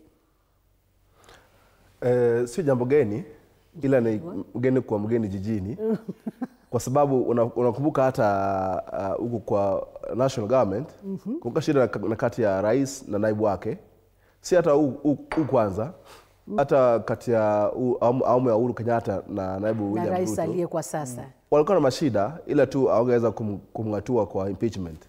So ni shida kila pale. Unakumbuka hata Siaya wali impeach deputy naibu governor. Ukiangalia tena Machakos wali impeach naibu governor. Tu singizio ya siasa. But ukiangalia hizi maofisi mbili wanafaa kufanya kazi kwa ile inaitwa harmony. Ila cause deputy governor ni heartbeat away from the governor. Tangu gatuzi wetu 2013 mpaka saizi tunaweza sema magavana wengi ambao wamekuwa deputies wakuwa magavana. Nyeri kumekuwa na wawili, Nyamira, ukiangalia hata hapa Nairobi naibu amekuwa governor. Kwa sababu gani? Sababu naibu governor ni qualification yake ni the same na ule wa governor. Sasa unajua governor ukiacha mtu nyuma yako lazima ukuwe unamchunga sana. Unamchunga sana. Msio kama mlingia kwa ile kama ulipewa. Sasa mimi nakupea huyu kama naibu wako. Ndio tunasema governor anafaa awache ule uhuru ukojitafutia naibu kivyake. Ilali hata utafute bibi mrembo aje mwenye anakupenda, kuna pale mtakosana. Hata uache kiaje, kuna pale lazima mkosane. Sasa jinsi mtatatua haya venye mnakosana ndio important. Kwa sababu kama kuna ile channel ya party, kuna channel ya leadership ya county, party inaweza sema niite gavana wa Nairobi na naibu wake tutatue hii ni nao. Kwa sababu unaweza pata kuna manaibu wengine hawako na pesa, gavana alikuwa na pesa kuliko but wako na ushawishi mkubwa kwa jamii. So unaona akienda pali analakiwa na watu wengi kuliko gavana analakiwa. Gavana atafeel insecure. Sema jamaa atanitoa ama atanisumbua hapa mbeleni. So hizo ziko. Kuna naibu wa wengine wako intelligent kuliko gavana. Vile hata anajibu maswali kwa mkutano, unapata kuna ule uwezo wa ku-express zile ideas kuliko governor. Haustahili kuona mtu kama huyo kama threat, unastahili kumuona kama complimented. Sasa watu wengine wanaona kama sio complimentary, wanaona kama huyu jamaa akona nia mbaya na mimi, tumngoe. So imekuwa shida kote kote. Na mimi kwa katiba nilikuwa nafikiria kwa hii our dispensation, naibu governor anafaa ku anchored in law, akuwe na majukumu ile inia naibu governor anafanya hii kazi. Nakumbuka Orengo wakati ule akiwa senator. Yes. Na hilo swala likaibuka, and I remember his argument before Senate wakati huo akisema there can never be two governors. It can only be one governor. Exactly. Na naibu wake. Kwa hivyo wakati ambapo unampa majukumu naibu wa governor, huoni kidogo you are creating two governments in one county? Ndio nataka unielewe. Unajua kama iko kwa sheria, ama itolewe. But ukiweka mtu kuwa naibu anakaa nyumbani miaka 5. Kuna manaibu governor wako nyumbani, na hii hapa nashukuru governor Wamabi. Governor Wamabi amepea naibu wake majukumu tangu waingie miaka 3 saizi. Amemngoa tu juzi juu ya hizo siasa za hapo. But he was the only deputy governor alikuwa na majukumu nchi mzima. Hakuna governor Kenya mzima alikuwa na majukumu. Na ingeweko katika aje kwa sheria County Act sema sasa the deputy governor must be like this, like this, like this. So, akingolewa a process ya kumngoa haifai kuwa na hiyo process ndefu sana ya kwenda kwa Senate. Unaona? Unataka kama gavana amekosana na wake anamwambia toka. Ukiangalia devolution wamesurpass sana MCA. Ni kama MCA ni mtu wa kule chini ajui chochote. Kwa county assembly ya Omabay tuko na professor kama MCA. Professor amefundisha US. Ni MCA pale. Tuko na masters watu watatu wako na masters. Wale kwa degree pia wako wengi. Tuko na uwezo tu kama wale wako hapa juu Nairobi kwa Senate ya ku interrogate. Ila si county zote unakubaliana? Isa ni shida ya wananchi. Mwananchi sasa ndiye ajue nitapiga kura aje ile ni peleke quality representation kwa assembly. Niruhusu nimlete Boni kuhusiana na hilo. Kuna actually mwelekezi wangu ameniuliza kama kazi ya naibu gavana ni kungojea gavana afariki ndio achukue majukumu. Ninakubali. So I wanted to compare mahali ambapo tunaishi, state of Texas na hapa Kenya, in terms of the people that end up in government. Ukiangalia mahali naishi Texas, the people that end up in government, when you compare for example the salary ya mtu ambaye yuko kwa state house na state senate, the politician anatengeneza income ambayo ni kama 60% hivi of the average person's income. Hii inamaanisha the people that end up in government end up there kwa sababu they have other objectives. Kwa mfano nataka kuwa na influence of economic policy, kuna mwingine nataka kuwa na influence of social policy, tax policy na mambo kama hayo. So the point of going into government si kutengeneza pesa. Okay, so let's compare that with Kenya. The average governor hapa nchini anatengeneza mshahara ambao ni 74 times what the average citizen is making in the county.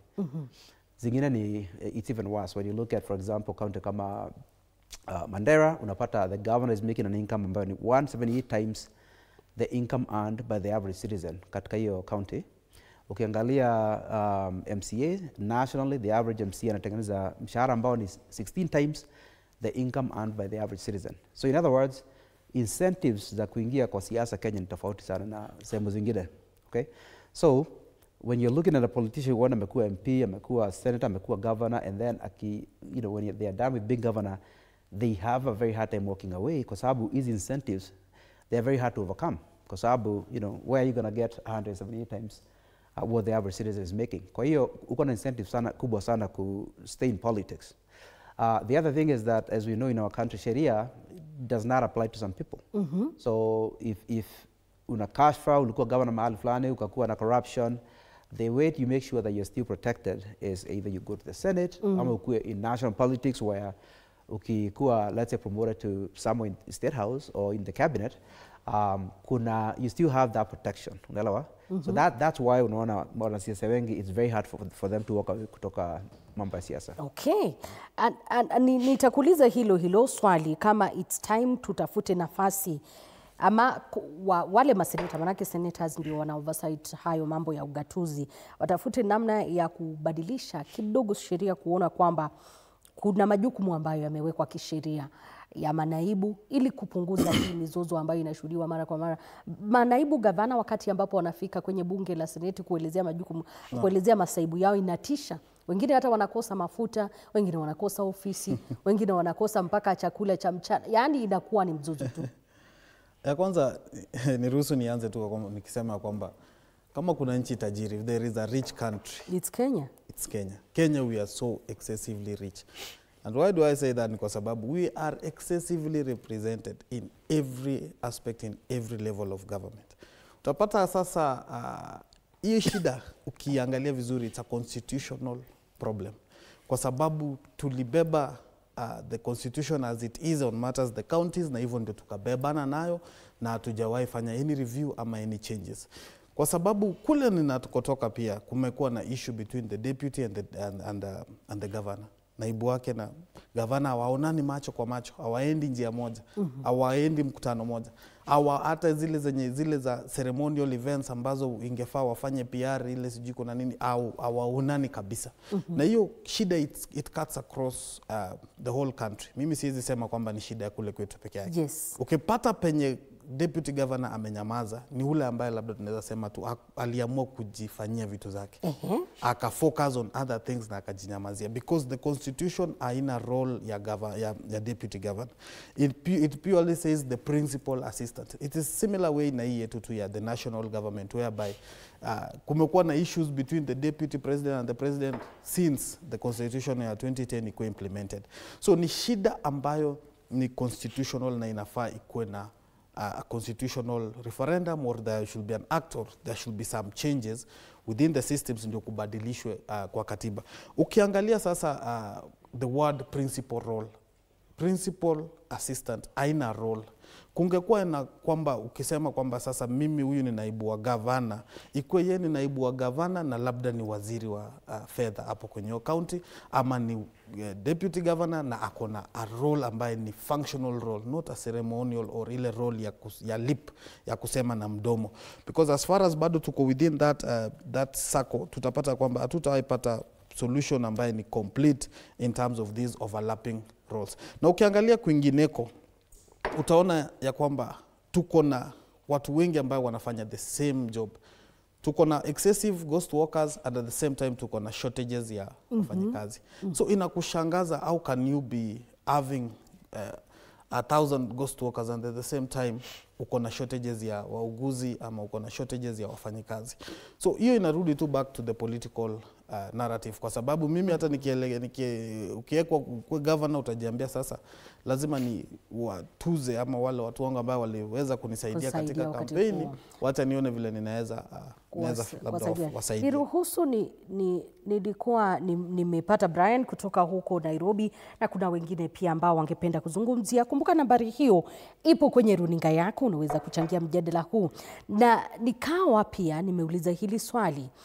Tumeona magavana wanatoka, niruhusu nirejee kwake Brian. Brian, iwapo unanipata, swali lako ni lipi siku hii ya leo?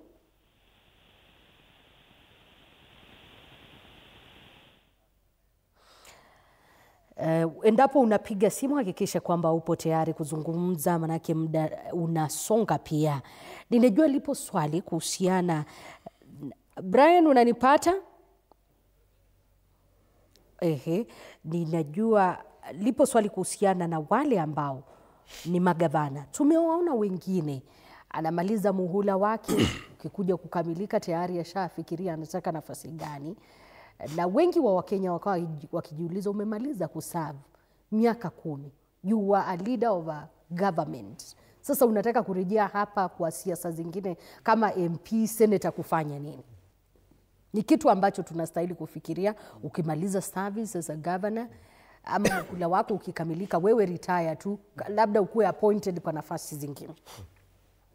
Kuna zile kuna zile kazi ukirudi kama wewe ni governor, kama ukirudi kuwa, kuna kazi mingi nchini, kutoka village elder, chief mpaka rais. Kuna pale unafikiria anaweza kuwa na impact. Kama governor nafikiria gavana akitoa gavana inafaa achukue 5 years nje ili akuwe senator, because bado kutakuwa na zile audit queries zitatokelezea baada ya miaka 2, 3, 4, 5 after kutoka kazini. But kama mbunge kwa National Assembly, nimeona gavana mmoja alienda akawania kiti ya ubunge akabwagwa nje. Kuna mwingine pia nimeona amesema anataka kwenda kusimama, si hata mwingine, gavana wa Nandi amesema anataka kusimama gavana, anataka kusimama mbunge wa Aldai pale. Haina shida. Unjua nchi ya Kenya, uzuri ya nchi ya Kenya ni nchi yenye haki mingi na uhuru. Uko na uwezo wa kwenda pale.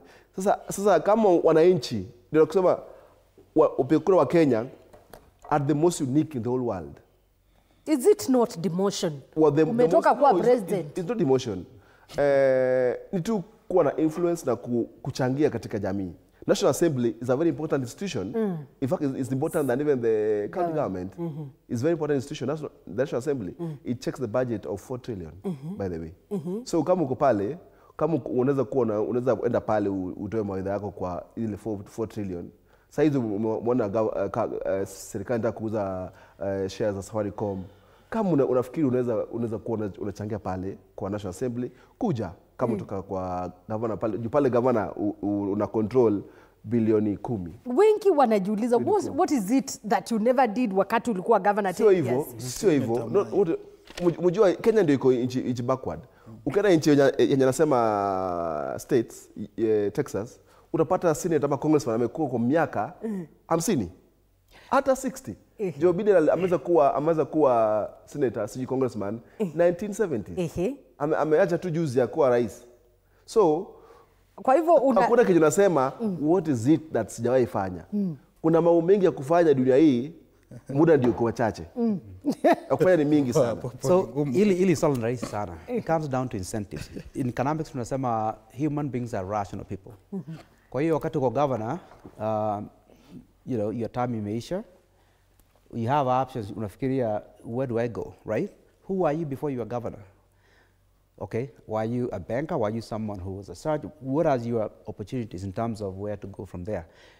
If you go back, pengine ulikuwa mwalimu, are you going to go back to be a teacher where you're making an income that is, a fraction of what you can make ukiwa MP? So these decisions are not that difficult, okay? In Kenya, the incentives that watu kuingia politics, they are very different from other places. If you can be governor, unatengeneza income that is 74 times. When you live there, you can maintain that kuwa in parliament. Why would you make a difference? In short, unasema chenye kinawapeleka pale ni pesa. The incentives. It's about incentives. Financial na political protection. Yeah. It's not difficult. Anasema tofauti na ilivyo kwa Apopo, kwamba chenye kinapeleka watu pale ni kulinda ile mali yao. Na kwanza kuna kitu ambacho Mr. Apopo amesema ni cha maana. Ukitoka kukua governor, wewe kaa kidogo miaka kama 5, manake there are queries, audit queries ambazo zinakuhusu. Na ukiwa senator, kuna vile unaweza kupata nafasi ya kucontrol chenye kinaendelea pale kuhusiana na maswali ambayo yanakuhusu. Lakini wengi wa Wakenya wanasema wewe tu ukitoka kukua governor, just retire, enda ufanye vitu zingine za maana. Nafikiri kwanza kukua Apopo ni kazi ngumu. Juu lazima atakuwa Mugabe. Kwanza yeye akimaliza Daka 56 years. Ataenda mpaka labda kifo kitamtoa kwenye mamlaka. Na si kitu kibaya, by the way, it's allowed. Lakini nafikiri kwamba sana ni tamaa na ile power ambayo umekuwa nayo. Unajua nilipokuwa naanza nilisema kwamba power kuna vile inakuingia kwa kichwa. Na the moment imekuingia kwa kichwa ujuangi ni nini lingine unaweza fanya kwa hii maisha. Unajua wengine wetu tunaweza fanya hii, tutoke tufanye lingine, tufanye kitu kingine. Lakini mtu ambaye amekuwa mwanasiasa mara nyingi wajui yeye akitoka leo ni nini ingine anaweza enda akafanya. But now the constitution is very clear. Kama hapa Kenya inasemekana kwamba rais aamke mara 2, huwezi amka tena, huwezi enda upumzike uamke, ni hivyo. Ukiamka mara 2 ama 2 term, that is it and that is the constitution. We should have more amendments of the constitution to lete chini pia hii maneno kwamba kama umeamka gavana, unaamka tena kitu kingine ya nini? Utakuja tena upigane na Apopo kule kwa MCA ya nini? Unaenda unakimbizana na watu wadogo kule kiti ya MP kwa nini? Amesema kama you feel that kuna impact uta make you are going to go. Impact gani ambayo uje make miaka 10 ukiwa gavana? Kwanza sasa hiyo unakimbizwa na EACC, una shida zako mingi, you have failed. Mara nyingi unapata au watu ambao wamefail ndio sana sana wanakuja wanataka kuwa re-elected into some other powerful positions so that wajiprotect, because nilikwambia mara nyingi Kenya tunasimama kiti either tukue matajiri ama hili tulinde utajiri wetu. Hiyo ndio the reality pale ground, na watu pia wanajua. Unajua Kenya msiwaone wanatulia pale mashinani. Wajinga waliisha Kenya. Aliisha kitambo. Wanajua kwamba huyu anataka kutoka gavana kuja ombe kiti kwa sababu ameona ya kwamba lazima awe mahali joto ambaye ataweza kujinasua ama kujiprotect in case of anything ama regime change ama anything ikuje, atakuwa safe. But that is the problem we have. There should be a constitutional amendment. Lazima tufanye a very serious amendment on the counties and all the systems vile inaelekea, kwa sababu hatuwezi kuwa na mbunge, tuko na MCA, tuko na governor ako na naibu wake ambaye hana kazi, tuko na CCMs, tuko na CCs, tuko na all manner of junk. Yani tumebeba very big garbage. Na ndio maana nikasema kama kuna nchi tajiri ulimwengu hii ya Afrika ni Kenya, kwa sababu kama tumemanage kuibeba kwa miaka 12 ambapo hatujaenda bankrupt as a country, then inamaanisha kwa kweli either we are very rich ama we are very industrious and we work very hard as Kenyans. Otherwise whatever we have now Kenya tunabebana nayo saizi ni garbage na ni too much, na lazima tukue na constitutional amendment so that we cut the burden and at the same time tuweze kufanya amendments kama kupatiana kazi kwa naibu wa rais, naibu wa governor, akwe pia na roles so that ikuwe very clear, nikikuwa deputy president ama nikikuwa deputy wa governor kazi yangu ni hii, na si ati ningoje kwamba nikuwe assigned roles. What if atuelewani kesho? What if nikose kukuwa assigned? What happens? So there should be a conversation around there. Umesema haistahili kukua kama marriage, inastahili kukua kila mtu ana majukumu yake. Maana kwa marriage hata kwa marriage siku hizi ukichunguza sana marriages, the modern marriages, there are roles. Nilikuwa naangalia kama kule nchi za nje, ukienda hata kukula na mke wako ama mtu ambaye labda unataka kumdate, saa ya kulipa bill kila mtu analipa yake. So rules are there, na lazima tukubaliana kwamba going forward tukue na clear rules. Kama mimi nalipa school fees, wewe unalipa nyumba, wewe unafanya lingine, na hivyo ndio maisha inakuwa much more easier. Okay. Liz, yes. Nataka tu kujibu kidogo Kenya amesema kuwa ukifanya kazi governor miaka 10 unataka kufanya nini tena yenye hujakuwa governor? Jua unaweza kuwa wanakubali wabunge waende kwa governor, wanakubali maseneta ukija kwa governor, hata MC amekuwa governor Isiolo, si ndio? But utaka governor akue MP tena, utaka governor akue MCA. Kuna governor moja shakuwa senator, governor aliyekuwa governor wa Uasin Gishu. Kuna watu wa Teso na governor wa Mandera Roba. Mandera. Watu wa Teso walimnyima nafasi Ojamong kwa mbunge, kwa sababu waliona hapana, maybe ukufanya kazi vizuri ile wakati ulikuwa governor. Kama watu wanafikiria unajua governor executive position, ndio kwani kuna term limit, because there you are in charge of executing decisions and resources. Kama unaweza kuwa uko na uwezo, tuseme sasa kama James Orengo, mimi nafikiria kwa uwezo sana wa kuwa senator mzuri kuliko governor. Akija akitaka kuwa senator wa Siaya, mimi nilikuwa mmoja wa Siaya nasema apewe, kwa sababu akona ile uwezo sana wa kuangalia vile sheria zinatengenezwa. So kwa National Assembly ama kwa Senate ni pale pa kutengeneza sheria. Hata Senator Rioba, chair wa Finance Committee wa Senate, doing a very good job as a senator. And if you could do it for 10 years again, 20 years, it's fine. Kuna kama governor wa Nandi, sio ni rika yangu. Ni rika yangu kabisa. Tulikuwa naye kwa university at the same time. Akimaliza kazi ako 42 years old. Ataenda wapi? Apige kelele kwa kijiji kuwe village elder. Si rais. Na kama amekuwa senator, alikuwa senator mzuri sana huyo governor wa Nandi. Kama anaweza kuwa na uwezo wa kuja National Assembly kutengeneza sheria, mbona watu waldai wasimpatie nafasi? Lakini wakiona kwamba hawezi kukua mbunge mzuri, ni kura. Ni kura. Ina maana kwamba hata rais kama rais mstaafu Uhuru Kenyatta simply because was akona uwezo wa kuwa mbunge. Unataka arudi huku chini pia. Akona uwezo wa kuwa mbunge wa Gatutu South. Inamaanisha kwamba labda watu wengi tumekuwa tukichagua viongozi ambao wako na any other profession prior kuingia kwenye kiti. Kwa sababu ukipata mtu ambaye anamaliza alafu hujui kwamba nitaenda nifanye. Hiyo ni shida sasa. Inamaanisha wewe apopo before ukue MCA wewe ulikuwa na profession gani? Engineer. Sasa si urudi kule kwenye engineer bana. Ninasema Sasa bado tena urudi kama unataka kuja kumemaliza kazi. Ninasema kwa sasa naweza rudi. Kuna wengine wako tu hell bent on politics. Hiyo sasa shida. Na hapo ndio Boni alisema it's because of incentives na pia kuprotect power. Ni wapiga kura ndio kana shida. Sio wenye nasimama. Auoni kwamba kuna makosa kuwapa pia nafasi watu wengine watu? No, katiba tulitengeneza. Sisi tulipiga referendum. Hatukusoma referendum, tulisomewa. Ukaambiwa hii baba akisema ni sawa. Haki ya Mungu tusomi. Ni sawa. But Wakenya wakisema tusome hii tujue mtu akitaka kuwa senator ataenda wapi, governor ataenda wapi. Tungekuwa na hiyo wakati wa kuangalia bit by bit. Alafu wananchi wakuwe na enabled to know what's happening in the constitution. Tungepiga hiyo kura ya referendum vizuri sana. Do you agree kwamba it's time also to review our constitution? Tuone kidogo majukumu haya yanakwenda namna gani wakati ambapo tunaangazia siasa za kitaifa? So I agree that the system of government that we have is not sustainable. It's so big, so expensive. But the answer to every question cannot be a constitutional amendment or a new law. Tuna sheria nyingi sana hizi nchi. What we're talking about here is decisions around utachagua nani. We don't need a law that tells you that huyu jamaa alikuwa he was governor, we don't need him anymore. You can exercise that as a human being. Tumia akili zako, who do you vote for? If you're voting for the right person because of their record, because of what they believe in, then we don't need all these laws. I think that shida yetu kubwa sana hapa nchini, we want legal guardrails for everything, as opposed to exercising our political maturity. Unaelewa? So tunasema kwa mfano, we don't want to elect someone who has a criminal record, right? Okay, so you have that, but even when people know it, wanachagua bado criminals. So there is nothing that can protect us from ourselves. So we can have all these legal requirements saying that kwa sababu umekuwa governor, you cannot be an MP. That's nonsense if we do not exercise your political maturity kusema we are not going to vote for someone who does not have a record. Kama mtu alikuwa governor and he had a good record, if he wants to be an MP, that's fine. So mimi sina shida.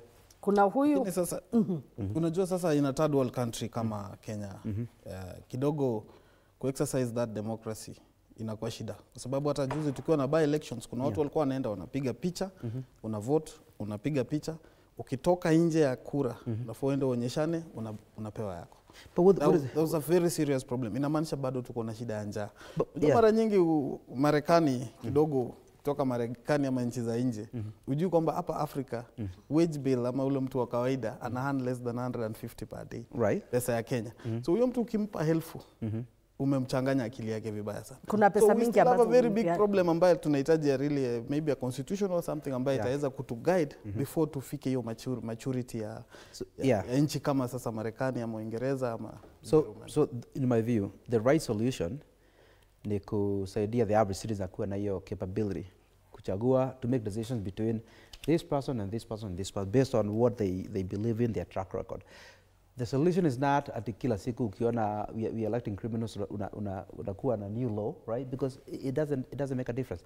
What does the average person think? How do they make decisions around huyu versus huyu, right?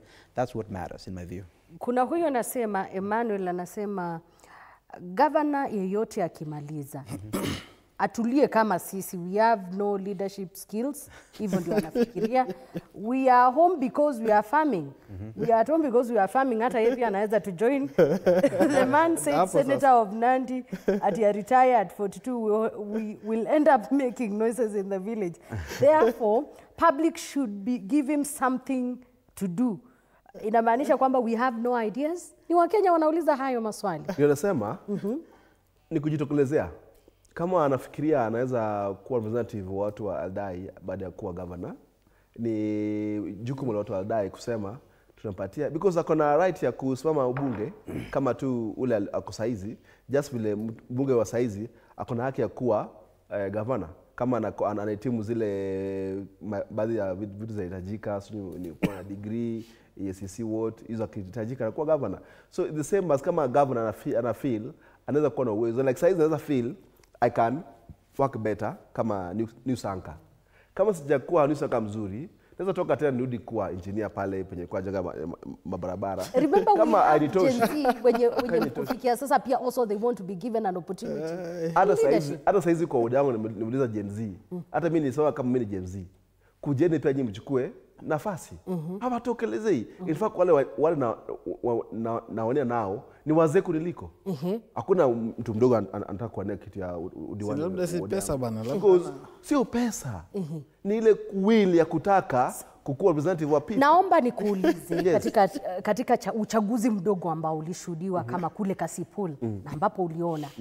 Ulishuhudia jinsi ambavyo siasa zilipigwa katika maeneo tofauti, Kasipul, pale Malava, tukaingia Mbeere North, na jinsi kulikuwepo na watu na choppers, watu walikuwa wanagawa pesa manake ni madai, na kulikuwepo pia na video za aina hiyo.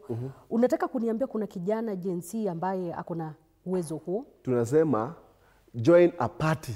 Party kuna uwezo wa kukufinance, kukusaidia campaign na mashine za party. Kuna wale party hierarchy. Kama uko independent, hakuna mtu anakujua. But kama uko ODM uko sure, gavana atakuja, gavana Mobi atakuja kukusaidia campaign. Si hao watu wenye walikuwa independent ya pale na wakakosa nafasi. Mombasa atakuja campaign, deputy party leader, gavana atakuja kusaidia campaign. Tumeingia party leader. Ukiangalia wale walikuwa na campaign Malava, hata Seth Panyako, gavana wale watasaidia kuja kusaidia campaign.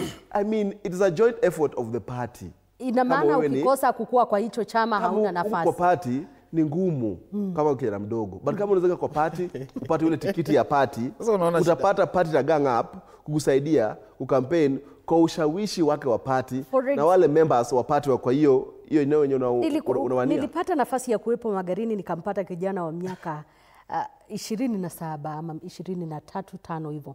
Anaitwa Amos Katana. Baadhi ya wale ambao walikuwa wana campaign kule Magarini.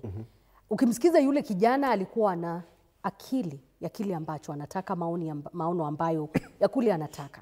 Lakini kila siku alikuwa anakuelezea kwamba, alinieleza kwamba pesa ambazo zilikuwa zinahitajika na wananchi, manake wananchi wetu wanataka pesa, ukimaliza haya nipe kitu ya kuenda nyumbani, hakuweza kutoboa licha ya kuwa na sera.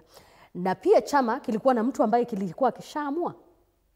Ina maana kwamba any other person who is ambitious ana nafasi. As a country generally, Liz, kuna bad politics. Bad politics, is corrupt, lacks integrity. Yani ni ile uwezi weka kwa mizani. Ni ile siasa mbaya. Hiyo ni normal in this country. But sasa kama hata kwa ubunge ya 2017 kulikuwa na MP 25 years old alitoka huko, is it Buri MP? Alikuwa amekuja hata bila hata na gari. Alikuwa tuna mwalimu huko kijiji, watu wakampenda, wakamvutia. Sasa hiyo ni bahati, lakini sasa tunasema wa Gen Z wengi saizi hawachukui kura. Mimi niko na imani next year kama IBC itatoa ile ratiba kuchukua kura katika kila kituo, wanachukua kura wengi. Watokelezee wa support wale wenzao. But kama wanasema eti wazee watakuja kwa wale wamekomaa. Ninasoma comments akiwa Kenya, Wakenya tu ni Wakenya. Kuna huyu anasema I'm 60 years. And I consider myself a Gen Z. Sindio? Compared to what? Compared to 107 years at Holy. Among other leaders. Hayo ni maoni ya Wakenya. Kuna mwingine anasema ask Boni. What's a governor's role in county budget making process and expenditure? Kama wakati wote watakuwa wakipiga siasa. This will give us an understanding at what point the money is being looted by governors and what happens. So I go back to what I said. The point of devolution is to give people control over their destiny. Deciding that destiny is political, because I gave you the example. If I compare the county government of Isiolo that decides that they are going to build an airport at the cost of 3.1 billion. If you're in that county and you see your government spending, 3.1 billion, you have a budget of 5 billion in a year, does that make sense for you? They have to decide that. Watu ambao wanaishi Kiambu, right? If they want a different direction, okay? Maybe they believe that the best way to conduct itself is to build infrastructure, maybe to create incentives for companies to come out of Nairobi, kuja Kiambu. All these decisions are political. So that's why I keep going back to, you cannot separate development and politics. Ni kitu kimoja. Because, you know, if I'm running for governor, I am selling my ideas to people. I'm telling them this is the way I think we should go. I have an opponent, I've got ideas zake tofauti. So these decisions, right, they're all political. So we can't separate politics from development. We can't. This is almost my last question, na ni swali ambalo limeulizwa na Wakenya wengi. How do you think governors' participation in national politics affects the relationship between the county government and the national governments in terms of delivery? Nitaanzia kwako Innocent, nikuje kwake Apopo, nimalizie kwa Boni. In terms of delivery na relationship between national na county government, kwanza nafikiri hiyo tumekuwa na a very big problem kwa sababu ya hii siasa tu bado. You know, we will have to go back to the politics. It depends kwanza wewe ni county governor wa wapi na uko chama gani na rais ako chama gani. So mara nyingi unapata kwamba the politics and the political parties and all that will affect that relationship between national and county government. Mara nyingi, as far as we are still going to worship that God, that small God mwenye Apopo alisema miungu midogo, utapata kwamba tutakuwa na shida in terms of development reaching our people because of the political impact ama the political position or sides or even tribe between that will determine the relationship between national and county government. So going forward, as far as I'm concerned, na bado tuko na siasa ambaye kulingana na wenzangu wamesema you cannot separate it. As far as we are not able to separate politics from leadership, then still we'll continue having that same problem, probably until that time when tutakuwa mature enough as leaders and also as Kenyans to make the right decisions, and also for the leaders to understand that being a president and I'm dealing with a governor who is not on my political party, it means I have to deliver and still give them what they require because the law is very clear on that. So nafikiri tu ni masuala ambayo going forward lazima tuone kwamba tutafanya haje ili tupate ile equilibrium ama ile balance ambayo itaweza kutusaidia so that mwananchi wa kawaida apate kufanyiwa kazi. Juu counties are purely for the sake of the common mwananchi, afikiwe na services na ile pesa itoke juu ifike kule chini. Ukinijibu the same question Apopo, kuna huyu anauliza what measures can be taken to ensure that governors prioritize their county responsibilities while they are participating in national politics? So constitutionally, ilikuwa ya Apopo kisha nimalizie na wewe. All right. Na nitakuja kwako. Asante Liz. Nafikiria tukimalizia, nafikiria devolution system ya Kenya ni ile wananchi, serikali na all government agencies, we need to come together kuhakikisha kuwa devolution ina succeed. Governor akiparticipate kwa siasa za national, haimaanishi hawezi fanya kazi zake za ugatuzi ya eneo jimbo lake. Kwa sababu akona wale watu ambao wameweka chini kuhakikisha kuwa zile mikakati programs zimewekwa na county zimefanywa. Number 2, kama kuna shida kwa ugatuzi lolote, tuko na zile government agencies, lazima waangalie ufuate namna ya kutatua. But kwa governor kuhusika kwa siasa, hiyo tusikue tunasema itawezekani. Wako na haki ya kuwa wenyekiti wa chama, wako na haki kuwa na nafasi kwenye vyama vyao. Tuko na Simbarati pala deputy party leader, tuko na pala Abdulsomad deputy party leader, tuko na governor wetu wa Bay chairman wa party, governor wa Embu chairman wa UDA na wengi nao. So haimaanishi kama wako kwa hizo nafasi ya kuparticipate kwa national government eti wako na uwezo wanashindwa kutatua zile shida za eneo zao za ugatuzi. So mimi kwa kumalizia ni kusema kuwa tuhakikishe kuwa ugatuzi wetu tunakuwa na ile election ya madiwani wale wanaweza kuwa site governor vizuri, tukuwe na election ya governor ule anaweza fanya kazi vizuri. Kwa example kama governor wa Murang'a, ushamsikia? Ushamsikia? Murang'a anaitangwa Irungu Kang'ata. Irungu Kang'ata, ushamsikia? Anakuanga ako very busy. Akutu kazi. So ukitaka mwenye kazi unaweza elect, ukitaka mwenye siasa unaweza elect. Sasa hiyo ni wajibu wa mpiga kura wa hiyo eneo la jimbo. Ninamalizia kwako Boni kuhusiana na hilo na wengi wa Kenya wanasema how do governors strike a balance kuhusiana na kuparticipate kule kwa county Yeah. na hapa juu wasisahulike kote, lakini maendeleo kama ilivyohitajika katiba ya Afrika. Yeah. Nilikuwa nasema kisheria, governor doesn't have to spend a lot of time worrying about what's happening kwa national politics. Kwa sababu kuna budget yako, you have the ability to set your own agenda. How do you pursue development? What does development look like? Kwa sababu ukiangalia own counties kuna tofauti kubwa sana in terms of priorities. Kuna counties zingine zinatumia 10% of the budget kutengeneza border sheds. Kuna zingine zinasema no, we're going to do for high tech technology. Kuna zingine zinasema we're going to invest in skills for our people. So all these decisions are tofauti. The point is, kuwa governor, you have the budget and you have that autonomy to decide how you want to pursue. Again, so you have that freedom. So you don't have to worry so much about what's happening nationally. All right. Asanteni sana kupata nafasi kuzungumza nami siku hii ya leo na kuhakikisha kwamba wananchi wanajua at least mawili matatu kuhusiana na siasa hizi. Na wewe mpenzi mtazamaji, popote pale ulipo, kwa namna moja au nyingine, kwa wale ambao wamechangia katika ukurasa wetu wa YouTube, Facebook, kule X, tumeziona arafa hizo na kwa 22047 tumehakikisha kwamba tumefuatilia. Kuna huyu anasema kuna baadhi ya wanasiasa ambao they are very old. I don't know what they are doing in politics. They should just go home, concentrate in raising their grandchildren badala ya kukua huko kwa siasa. Hao ni baadhi ya vijana ambao wanazungumza. Kwa heri kwa sasa, tutapatana dakika kidogo zijazo katika awamu ya TV47 Matukio.